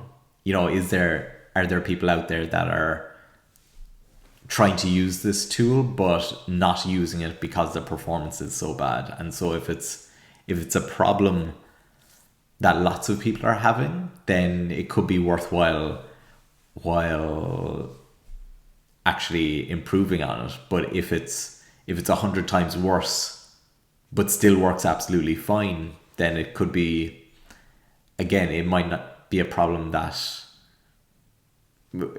I suppose it's up to you whether it's worth solving or not. Again, it comes back to what are your reasons for doing it, kind of a thing. So 646 line. So I need the context and scopes, I believe.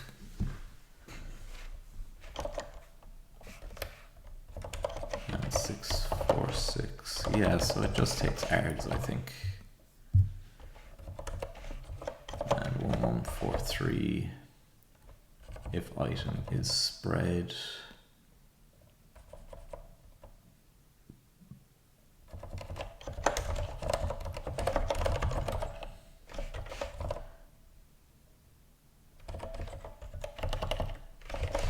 Yeah, so I should be able to, how's that?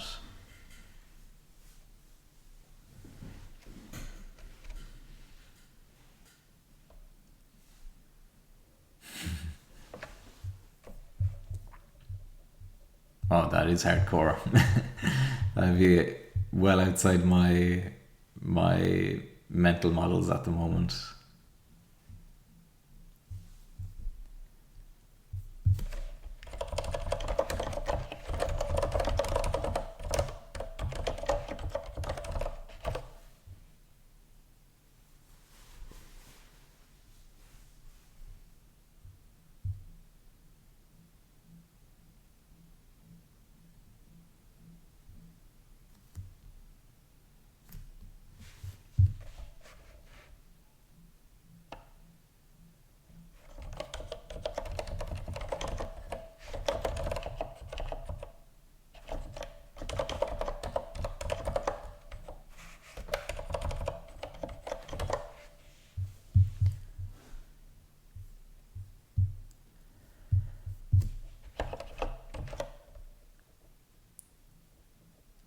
So it could be useful to add in the index of the list item, but I think that's fine for the moment. Yeah, I won't worry about it.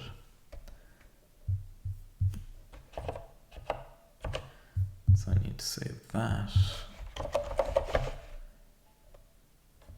Whoops. So expected a tuple but found a list item. Oh yeah, so it's, and that's why I need to have expression.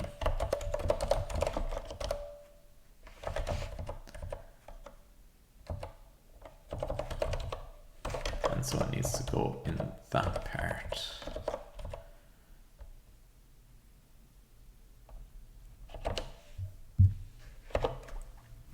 Let's try that.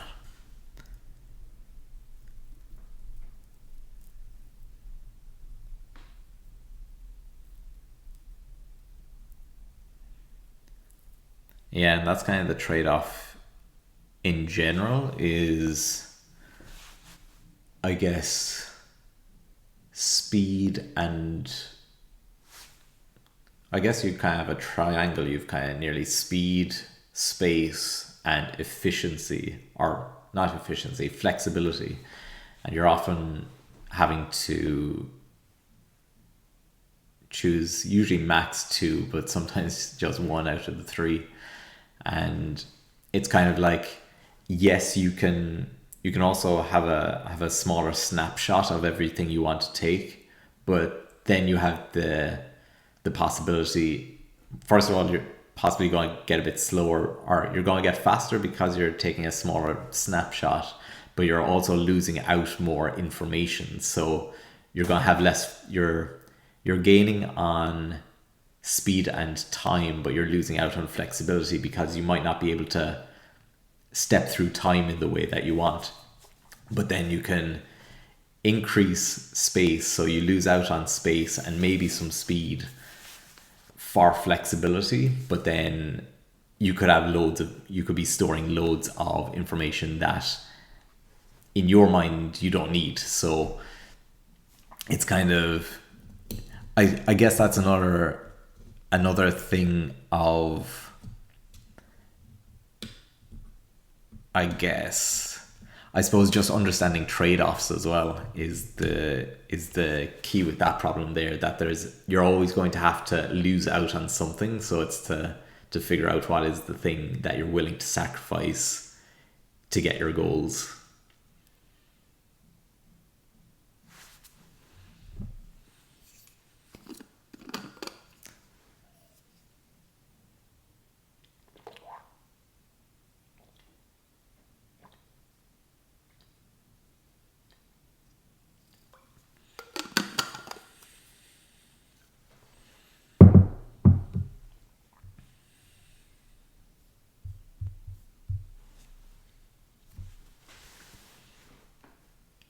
that you're saving non-determinism and inputs IO random numbers times when, I mean,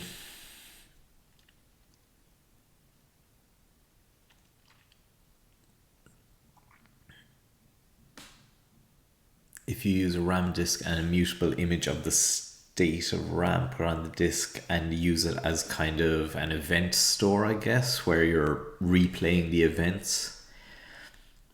I mean, theoretically, I mean, it's been way too long since I've looked at any of this, so what I could be saying is not true. But I guess when you're talking about something like a game, you're even potentially needing to take, if you were running it in a VM, I think, and the timings. Yeah. Well, I guess it depends on whether you're writing a game or a game engine or game framework and things like that. But yeah, like focusing on those things is definitely, the person who's focusing on those things isn't going to be the same person writing the game, I would say. No, I could be wrong, but that would be my intuition anyway. So let line call is equal to value, or is it value there? It's taking, no, it would be item expression.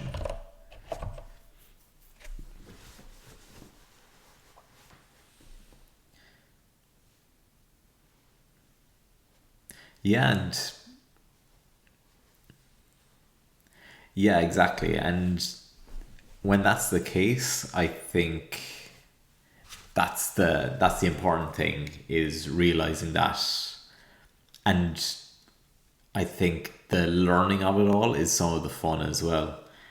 And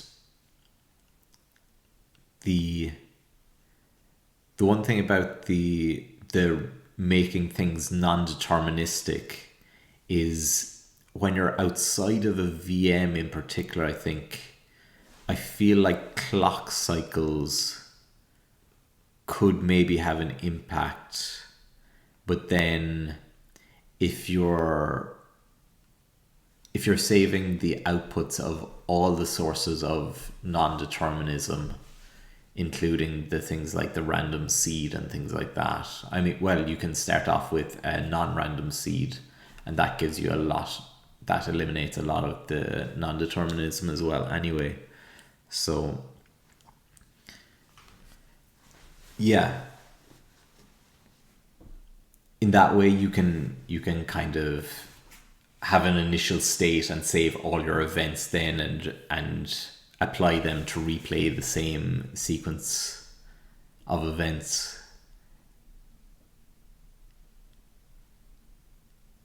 Yeah, like that would save you a lot of space.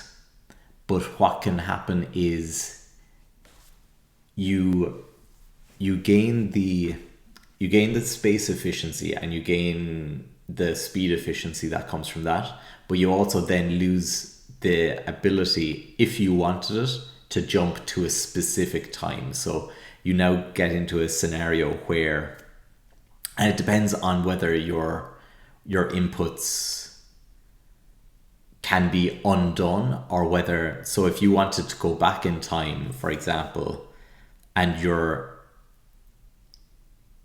operations aren't reversible, then you can't actually reverse time. All you can do is rebuild time up to a certain point in time again, and that could actually be slower than the original version as well. Again, snapshotting would probably be the simplest approach and give you a lot of flexibility, but it's kind of,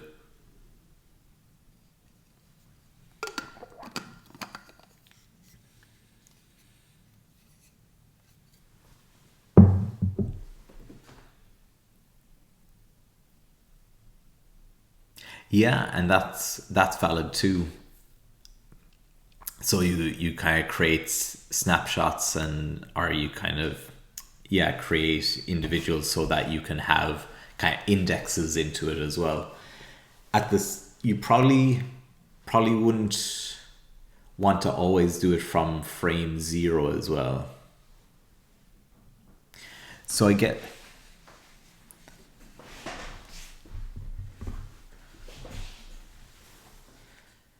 snapshotting memory pages.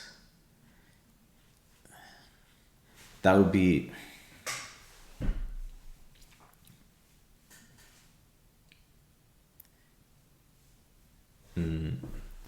feel like that would take to me, like, it feels like that would kind of hit your 40 megabyte snapshot limit pretty easily, because otherwise you'd have to actually single out the pages that were getting changed as well. And whether you'd even have access to the memory pages too, because, and again, this is much lower level than anything I've worked on recently.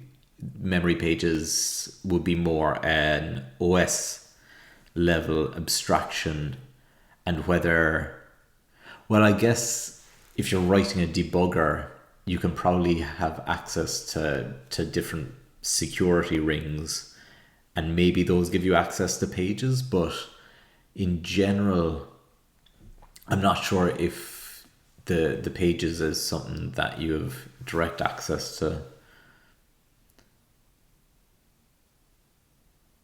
How many programs will run at once? Okay. Yeah, so if you're talking for a custom OS, then yeah, it's a different ball game altogether. So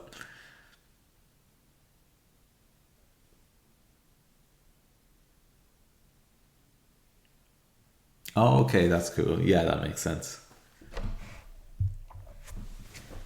Yeah, and I think that's kind of important as well, is the having some, well, what sounds like control over the likes of cycles and things like that. So if you have a specific tick rate, you can make things more deterministic anyway.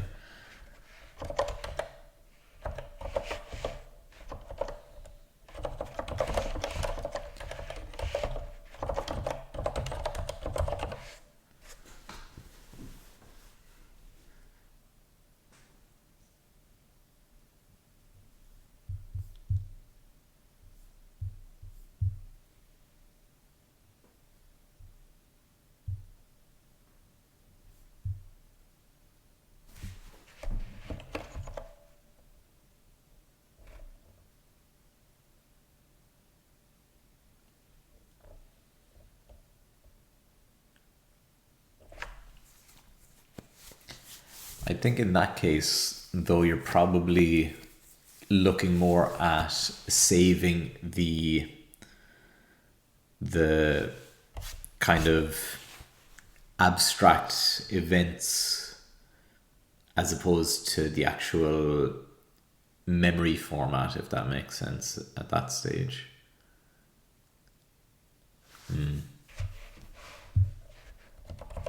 Oh, my reverse can't be applied, so I need to make something mutable. It's been a while since I've seen the borrow checker. Reverse. So I can make that mutable, I think, like that. And I think I can do the same here.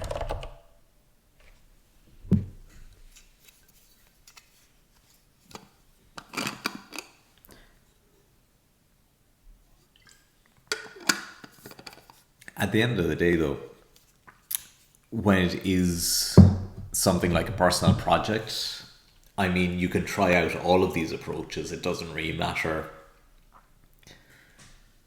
what's the best or not. It's really all about kind of the learning from it anyway.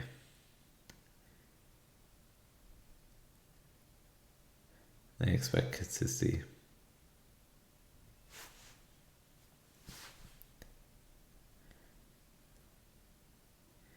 Yeah, that's a good point too.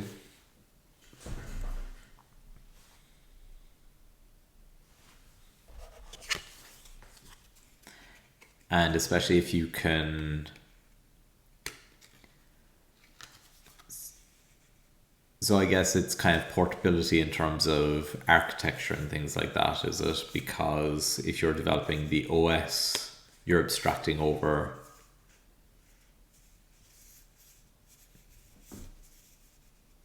Oh, yeah, I get you.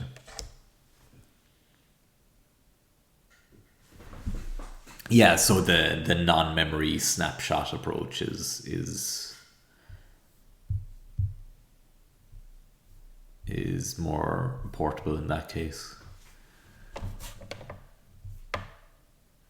So I've gotten a lot of failures now. I wonder why that is. So that seems to be the range operator failing.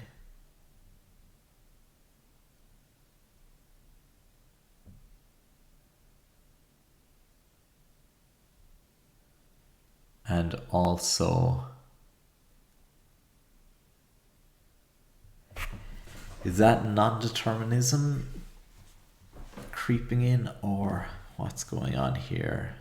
At first I was thinking, is the reverse operation taking effect?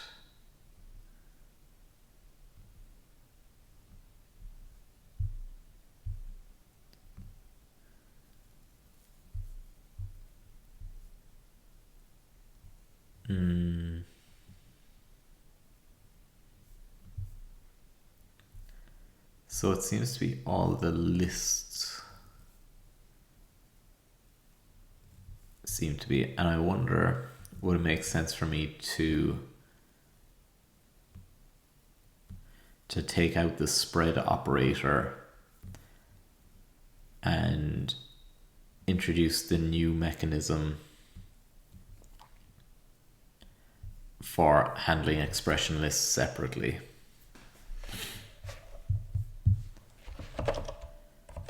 I think I might do it that way for the moment. So I'll copy parser lalor pop2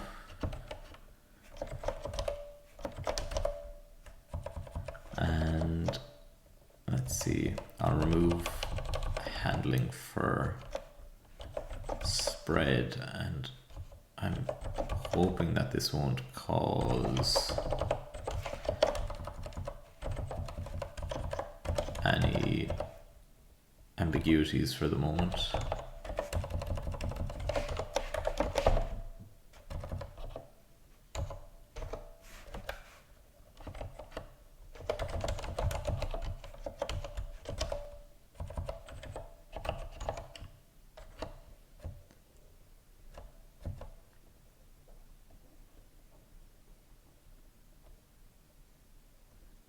So I'll just save that as 2 and I'll remove handling for list items.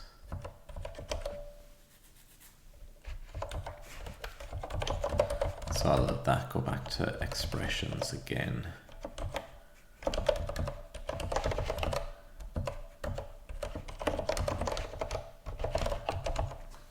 And let's see.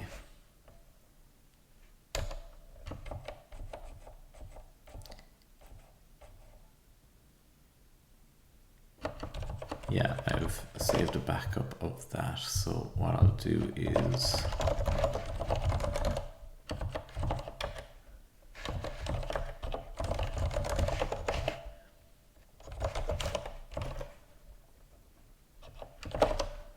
check out that and I'll back up that too.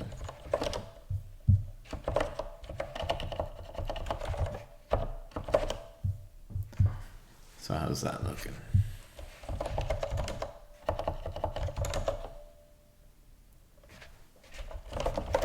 And I'll update the TOML as well so that I remember to bump it. List item is not found. Yeah, because I'm going to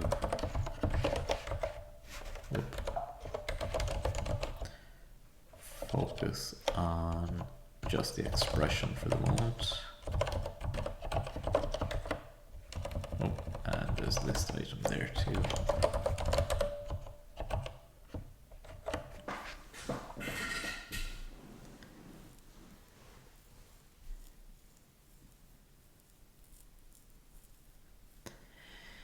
Yeah, I mean, thanks for the question. It's been, I guess it's been a mixed bag.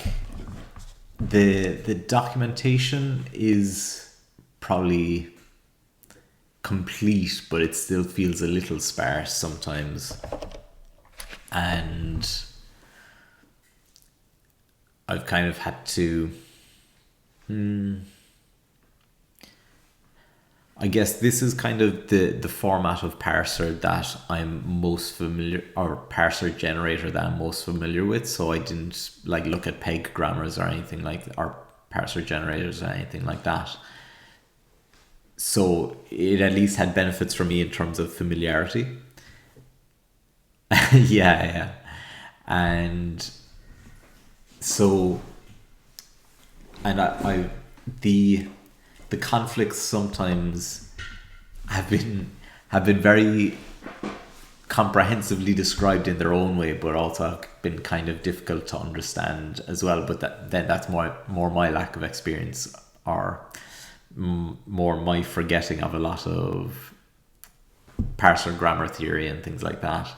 Overall, it's been fine. I found a couple of other projects that were using it that I could kind of borrow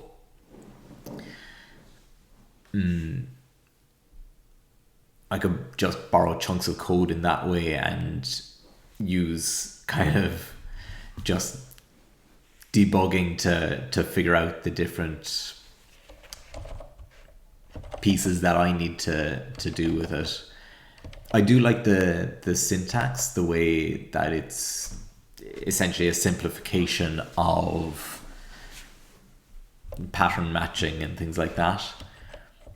So overall, it's been fine. It's done the job. I did find, a lot of the what seem like kind of normal things feel a little like edge cases, like the fact that I can't remember why grammar has to be inserted here, or the way the tokens have to be declared as extern here, and just a few little niggly bits like that. But on the whole, it saved me a ton of code, and I think it's fairly readable for what it's worth. So overall, it's been fine. Yeah, Antler is probably one of the only other parser generators I've used in the past. I was I was quite junior then, but that was very, very tricky to get used to when I was doing it then anyway. But yeah, I think the fact that there is native support in Rust anyway for pattern matching makes it feel a whole lot nicer regardless. Yeah, so it looks like the way I'm building up these lists, the fact that I've actually reversed them on construction seems to be causing issue here. Maybe I don't need to reverse them, though I feel like I'm building up the list starting from the right. So I would have thought I have to reverse it at the end. But that seems to be causing issue.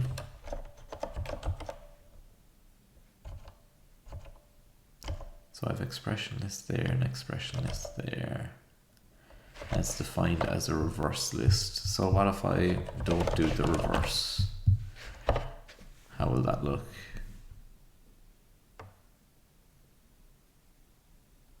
Yeah, exactly. Yeah, in terms of generating the AST, it's it kind of, it looks the way you'd expect for the most part for the majority of the code, I think. So,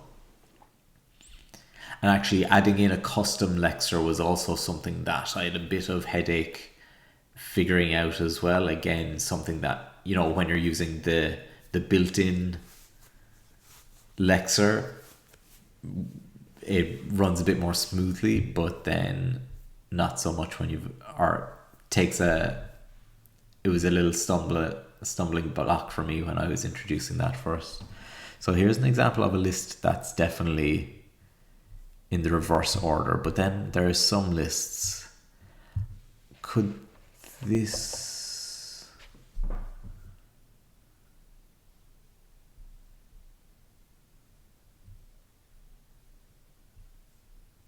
So yeah, it looks like a lot of those lists are being reversed.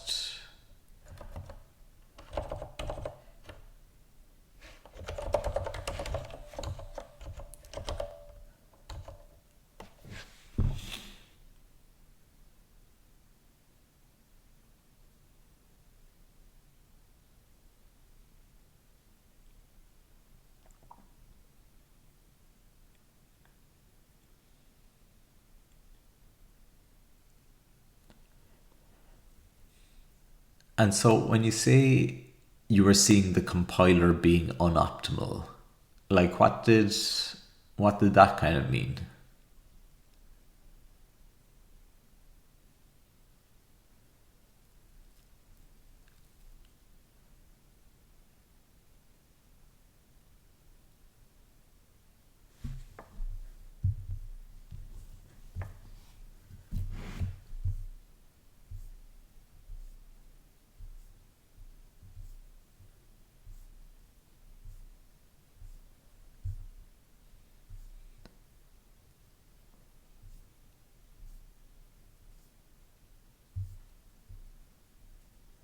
So for whatever reason,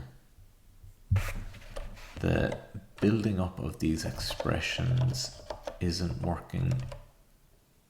Is it because of the last element?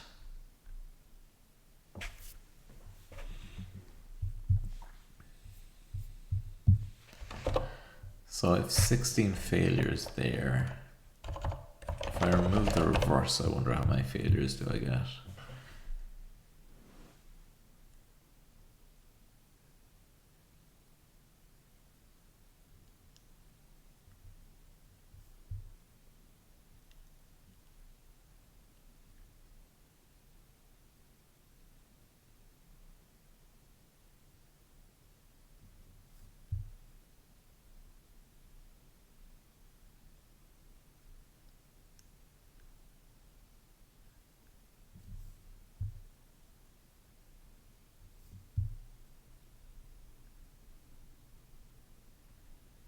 Using multiplications and stack operations when it wasn't necessary.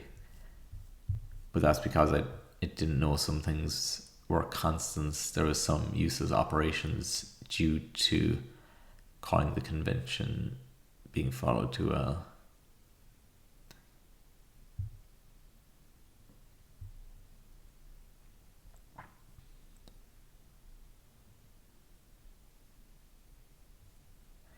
Yeah, and like I get how that's kind of not optimal, but did it make the code that was produced kind of like, did it mean that the resulting code was too slow, or just that it could be better? So I've actually fewer failures here when I remove the reverse, which is very odd.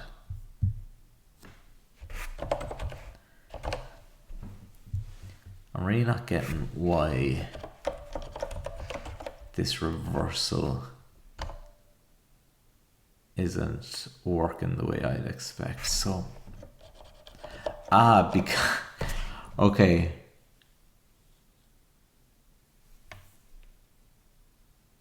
Is it because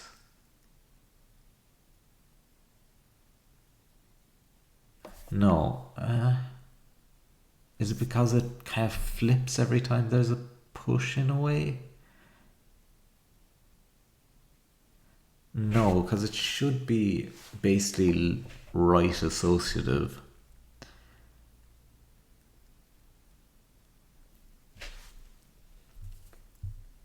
So 16 again. So it seems to be at least repeating the failures that are happening. Happens with lists of length 2 and 3 and 4.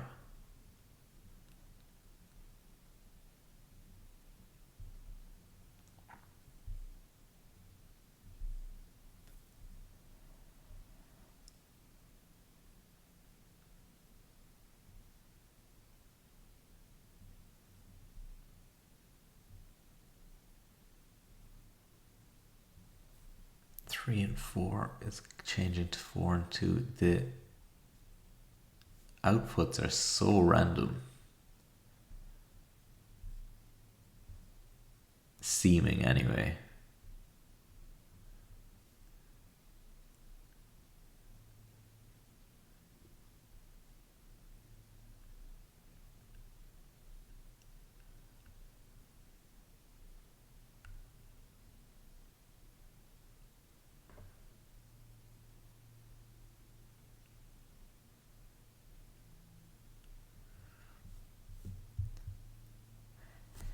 I mean, like it's like too slowly compared to what would be optimal. So I get what you mean. Yeah, and again, I don't do kind of any, like when I'm doing gaming, I'm not recording, so the performance isn't something that I'd notice either. But that's kind of, I know it's just something that is kind of when you're optimizing for something because it's not optimal versus because the current level of optimization is actually a problem, if that makes sense. And again, like I don't disparage anyone working on doing stuff just to be optimal. That's an absolutely worthwhile goal in and of itself as well.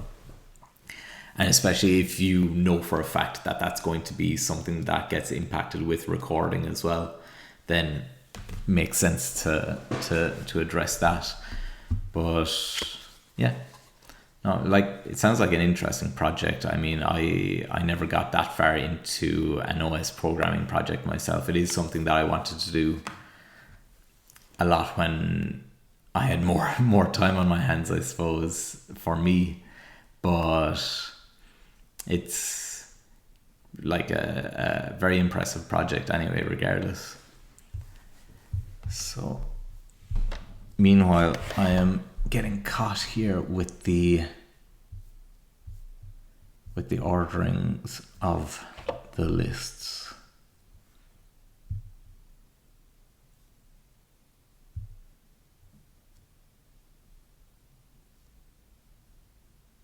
And it's mostly when doing indexing.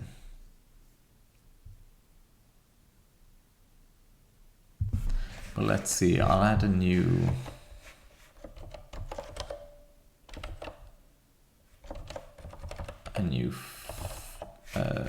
let's see, a new test with just a simple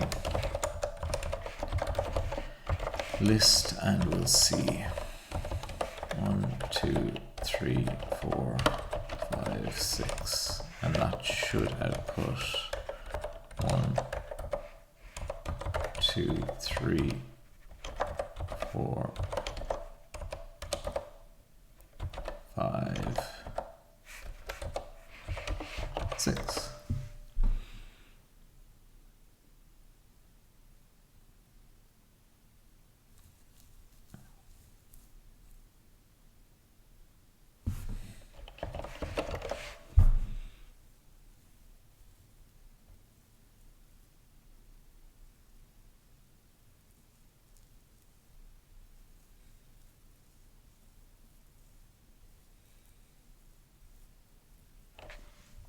Yeah, and so simple test failed. And so what's the ordering I get out of it?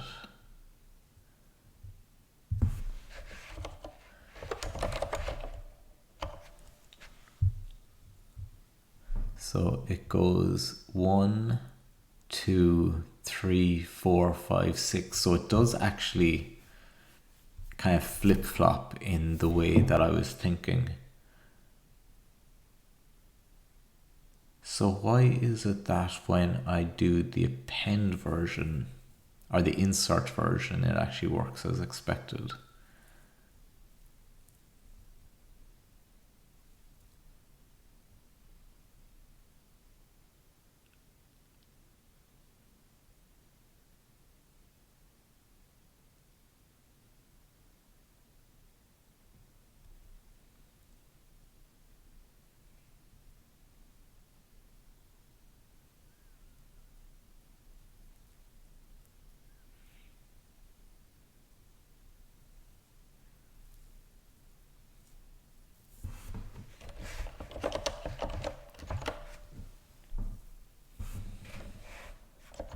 So I'm going to take a look at the old version of this. So expression list. So in this case, I'm cloning the tail.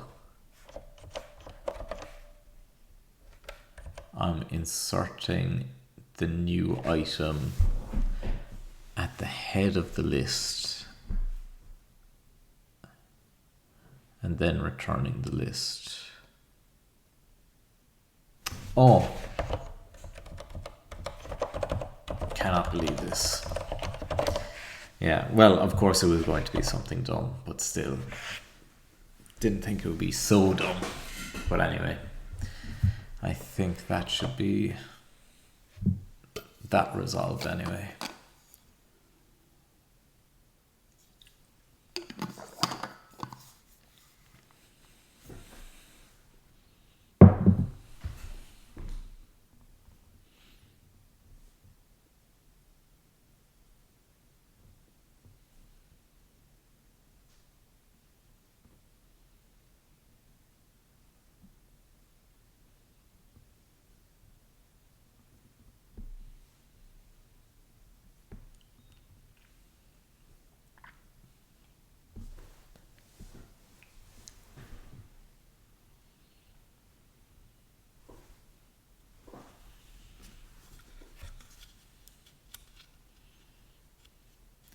Kind of reminds me of learning to do kind of reverse engineering back in the day as well, wherein you would run a program in something like, what were the debuggers? Wasn't ADA, was it IDA? Yeah, I think, or yeah, IDA or something like that. And there were also kind of some open source debuggers as well, but you'd kind of, if I remember, the kind of cracking challenges that they'd have, and they'd output a message box to say, oh, you need to put in your password now, and so you figure out what was it, what system call was being made at that point. So it was running on Windows, and so there'd be a system call to create a message box or something like that, or an input field. And so then you'd find that message box and you'd go back through the assembly for a certain number of instructions, figure out what branch caused it to open that window, and then toggle it so that it didn't go that way and things like that. So that reminds me of that, actually. Never got quite that far. It'd be interesting to go back to that, but I'd say things have changed so much now in terms of the debugger landscape and things like that. I'd be well out of my depth, but it's been a while since I looked at any kind of, what's it called, cracking or things. or the like. Okay, so I think I can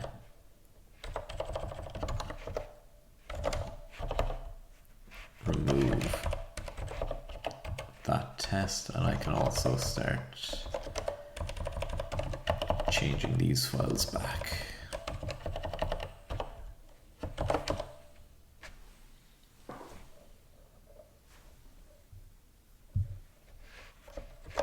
Oh yeah, and the AST has to be reversed too. Cool. I'm just going to take a quick break while that rebuilds. Just a moment.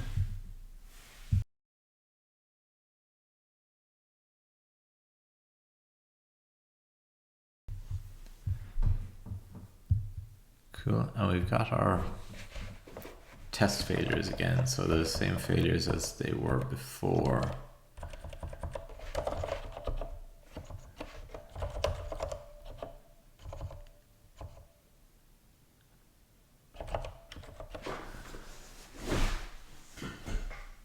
Is there something else that I'm missing? Or was it just the ordering of the file renames that I did? Eval expressions is never used. Oh yeah, so it's probably replaced by eval expression items. What's the issue here?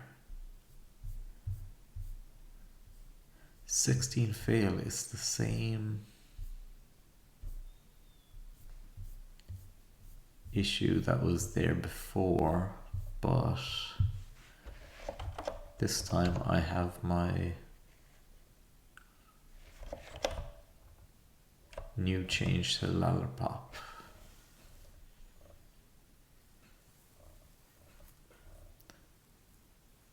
What is going on there?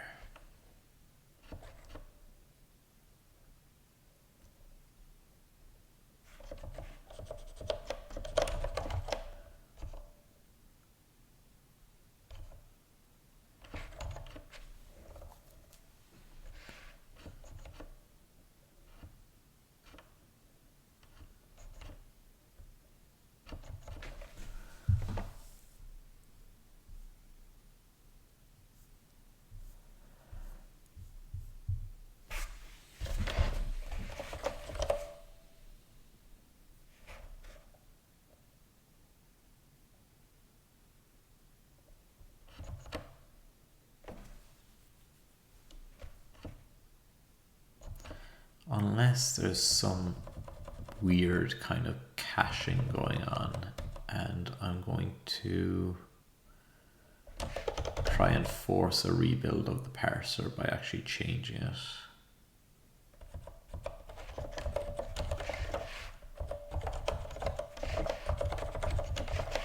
Something like that.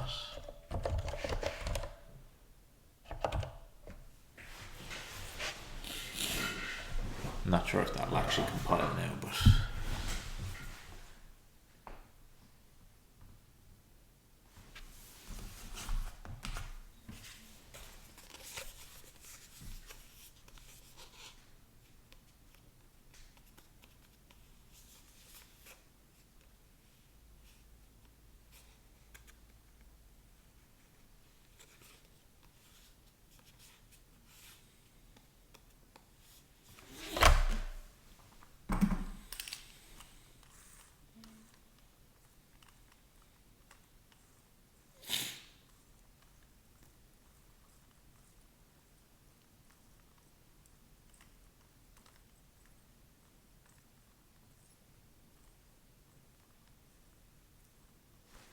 reverse not found, so is it reversed maybe? Rev.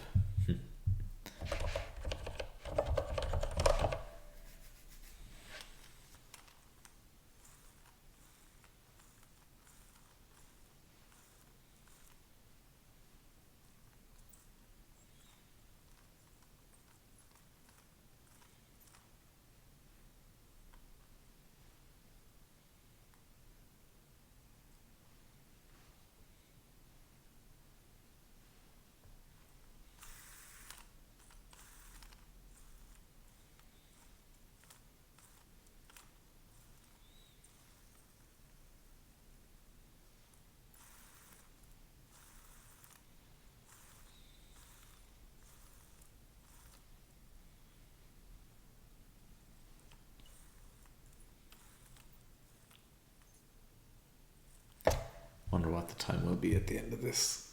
This compile is taking a while. Will it pay off though?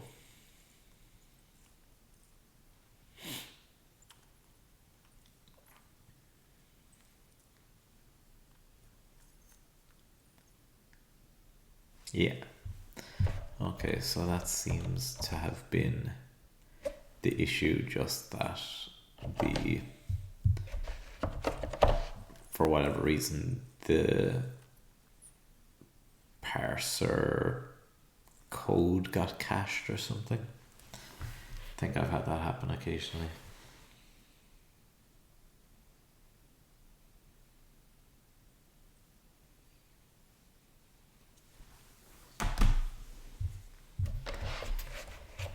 And actually it's probably at the point where I can start adding a few tests now.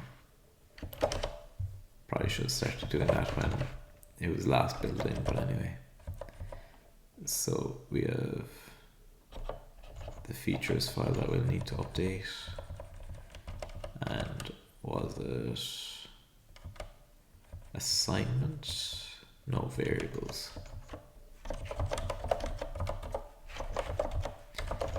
Let's spread.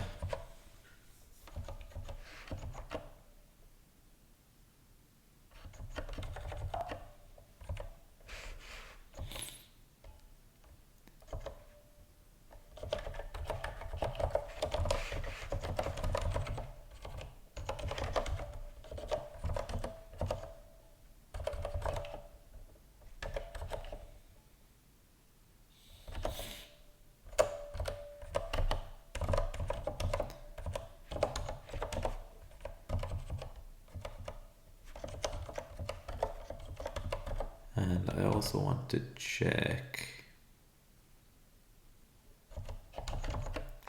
maybe this will be another file, or no, I'll put it in the variables file.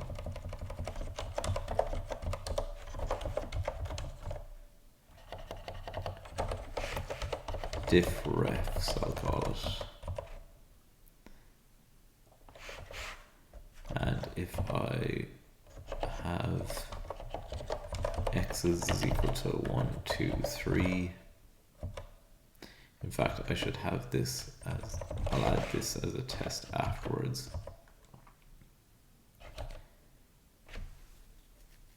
But I'll add it now just because I'm interested in the answer. So if I have x's here and I have y's is equal to x's, oh, I can't do assignments yet, so I can't actually check that.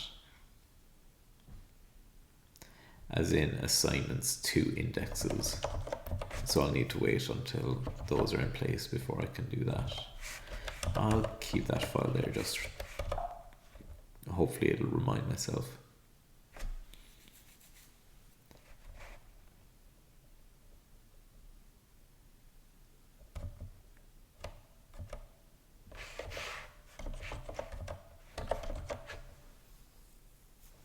And so in this case, the expected output would be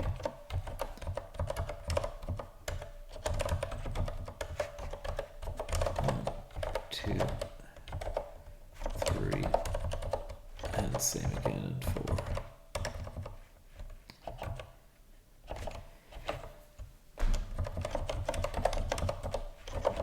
And we'll go function args spread.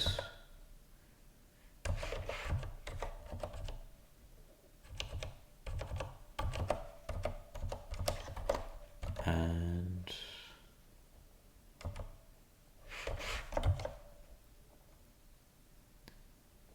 how will I create a test for this?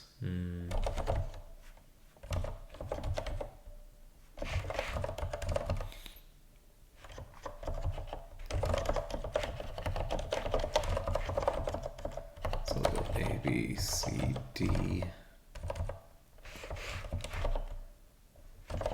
X's is equal to 1, 2, 3, 4.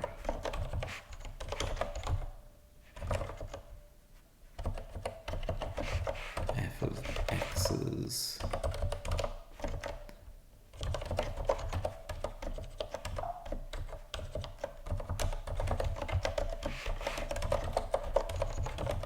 I'll simplify that just to do 2 elements.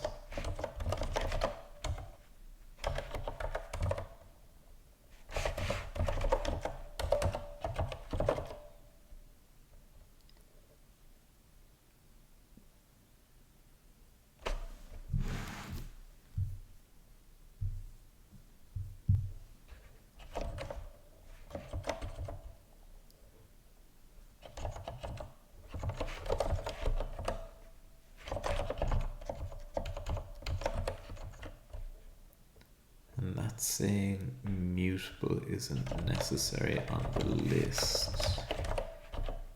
But I think it is now. I wonder, is that Clippy running on an old version of the parser, of the generated parser? I'd say it could be.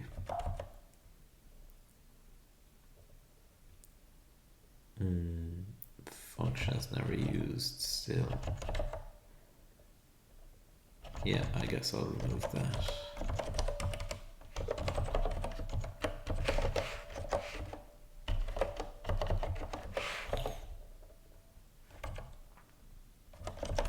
And so that means I'll remove the error eval expression failed. Oh no, that's still used in some places.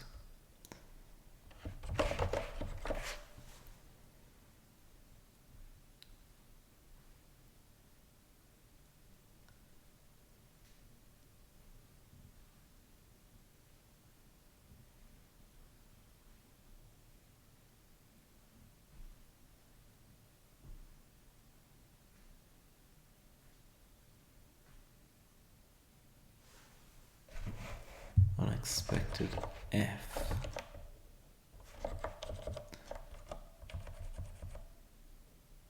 Oh yeah, I forgot a semicolon.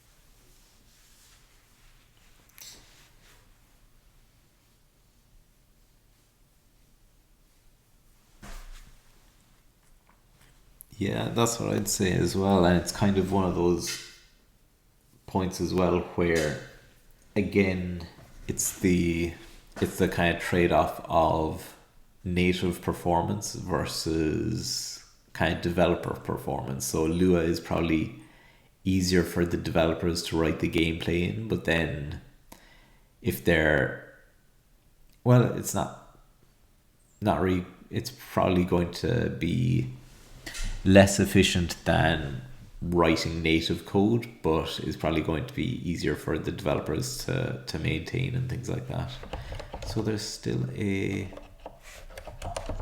parser mutability list issue.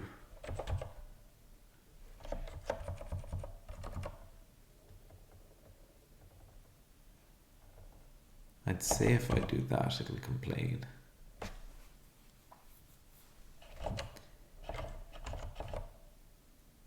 But all the tests are passing now at least, so I can update the features file.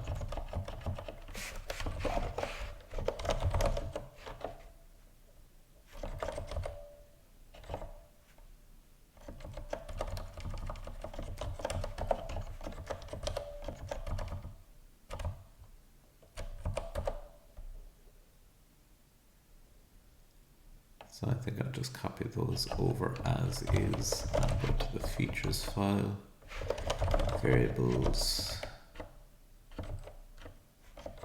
object shorthand,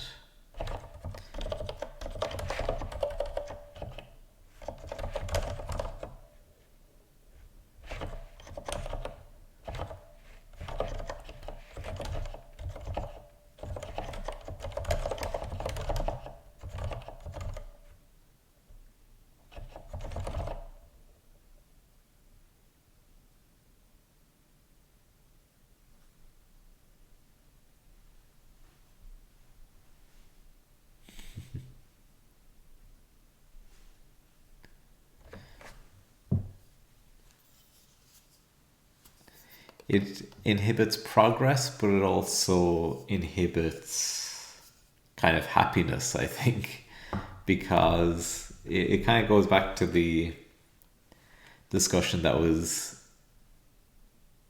there earlier.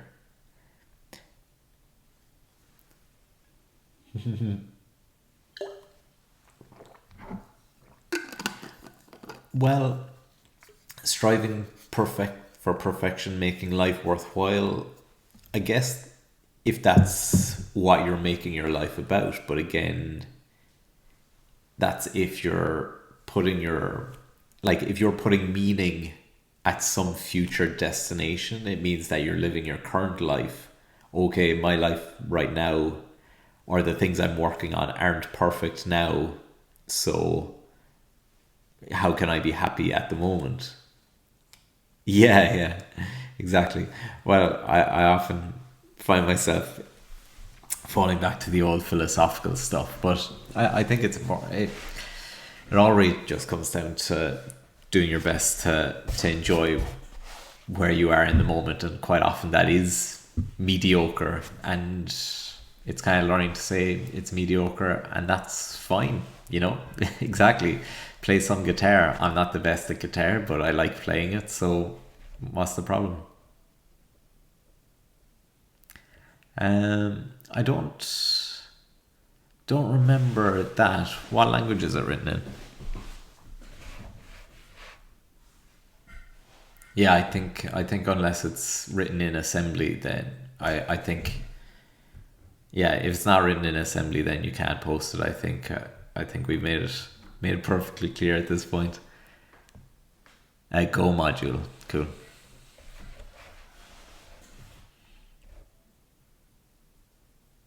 Nice. Actually, that's something that was such a headache when it got introduced as well. The Go modules.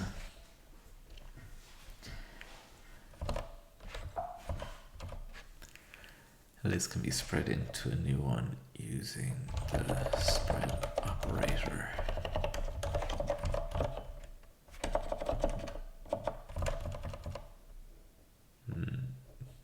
There's got to be a better way of describing that, does there?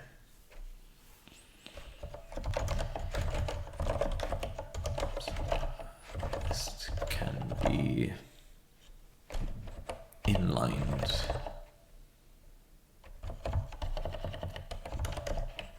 New list using the spread operator. So let's do that.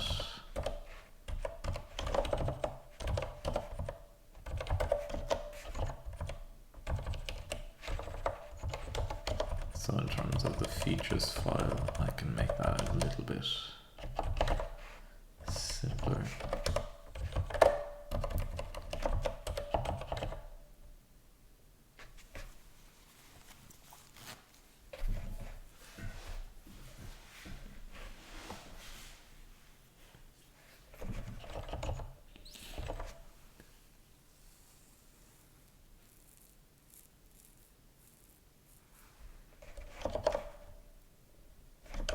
Items of a list can be inlined, and then the arguments.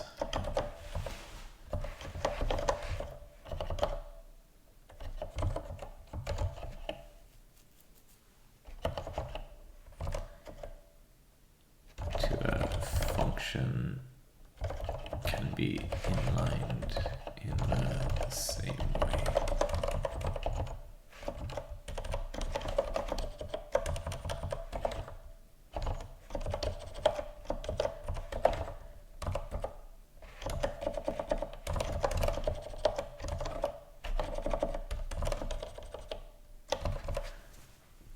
And so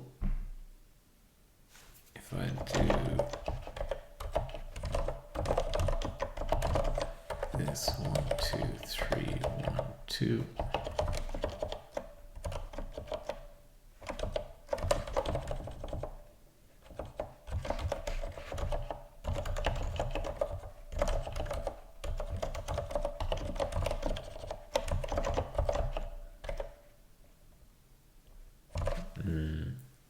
how to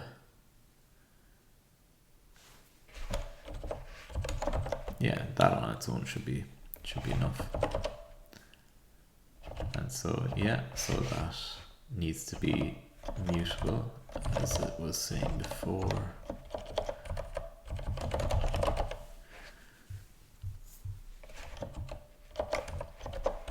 And that's got to be needing to be mutable as well.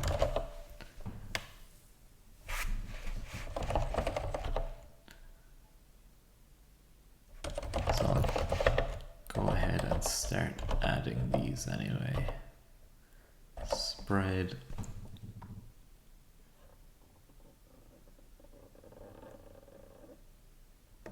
List items.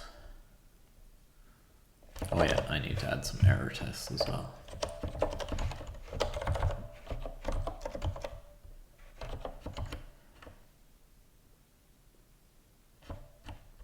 So let's see.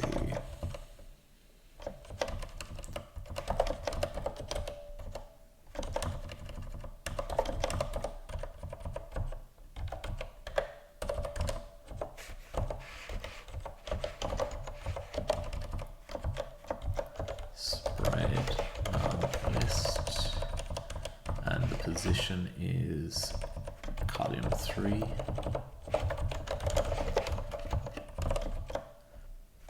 And so it's only lists can be spread. Got it. And it's saying to remove the mutability there.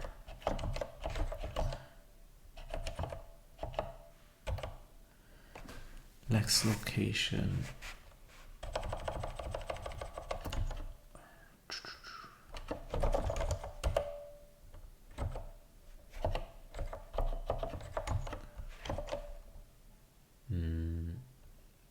Mutability on list. That's the only place where that happens.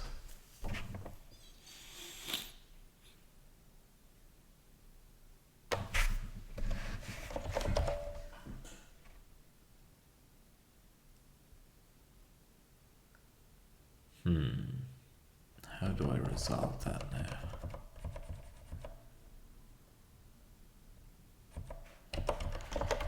Unless I just remove that and I go into iter rev collect. Let's try that.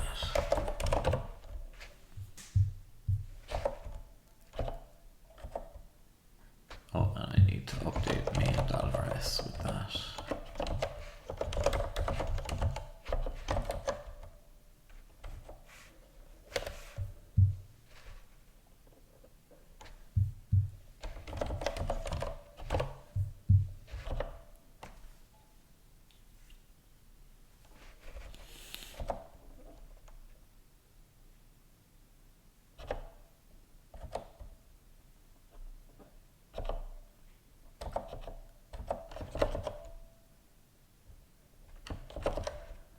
Yeah, that seems alright so far. That's all looking alright.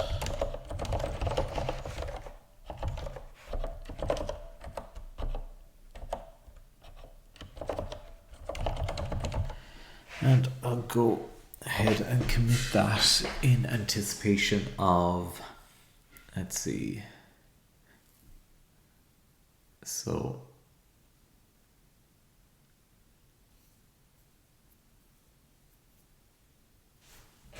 add support for a spread operator. And let's see, what else haven't I pushed? Oh, that's stuff from yesterday, I think. Documentation about object property names. Yeah, that was from yesterday. So I better push those as well. And I'll just see, did it finish?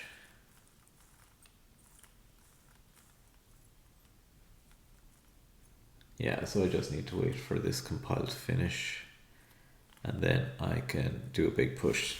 That was a lot of time went into today's live stream. That's what, 3 hours. So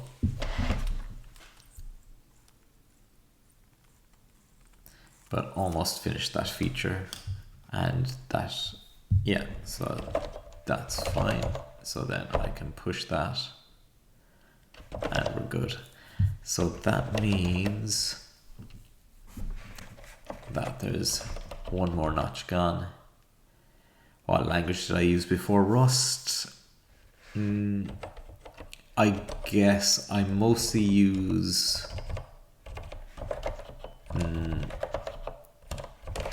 let's see, Go, I think daily for my, it would be kind of my daily driver. It's what I use for work, and if I had back-end projects that I was going to commercialize, for example. But most of my projects at the moment are probably either back-end or CLI in Rust, or they're apps which I write in JavaScript using Vue, which makes working with JavaScript a whole lot friendlier in my opinion. And yeah, I think it's kind of, yeah, until then, I even tried Angular before, back when it was Angular 2, I think, was the version I initially used, and even that was just not fun with JavaScript. I actually have not been swayed by well, first of all, I kind of just didn't learn, or I just didn't look into the composition API when it came out, and even the bits of the composition API that I've looked into, I'm actually fine with the I guess, what's it called, options API. It's fine for me. I guess with the composition one, it's great if you do have big projects and you have pieces that need to, like, you have big chunks of functionality that you can reuse. I guess the compositions API is really good for that. But for me, just defining components as objects, renderless components, yeah, I get, like, to be honest, those aren't something that I really make too much use of. Again, my usages are probably fairly basic compared to I don't know, to other projects, but to me, options API does what I need to do fairly fine, and I can find the composition API can actually make the component definition a little tougher to understand. It's kind of, I liken it to configuration. And for example, yeah, sometimes you have these configuration files and they get big and complex enough that they can be replaced with an actual programming language to simplify it.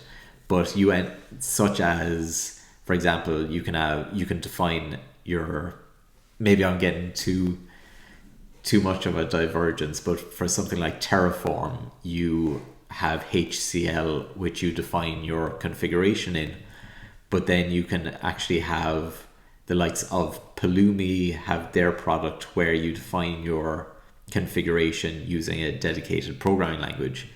And it's like, I get it, and I get why it can make things simpler, but to me it's a big can of worms that can very easily be abused.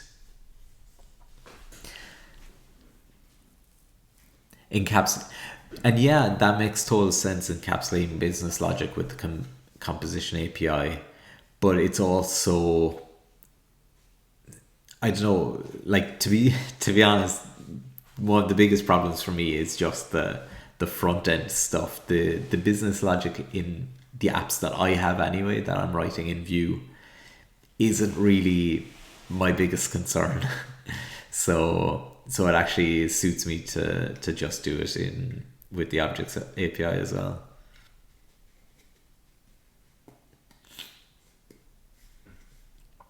And yeah, in terms of the types, like I'm using TypeScript with it, and it's fine, but I actually don't get that much benefit. Like I miss having proper types when I use JavaScript, but then when I use TypeScript, I always find it a bit of a pain. So it's a funny one. I don't know where to go with it, but I think just Vue on the whole anyway, regardless of whether it's the composition API or the options API, is just kind of transformed app and front end development for me anyway.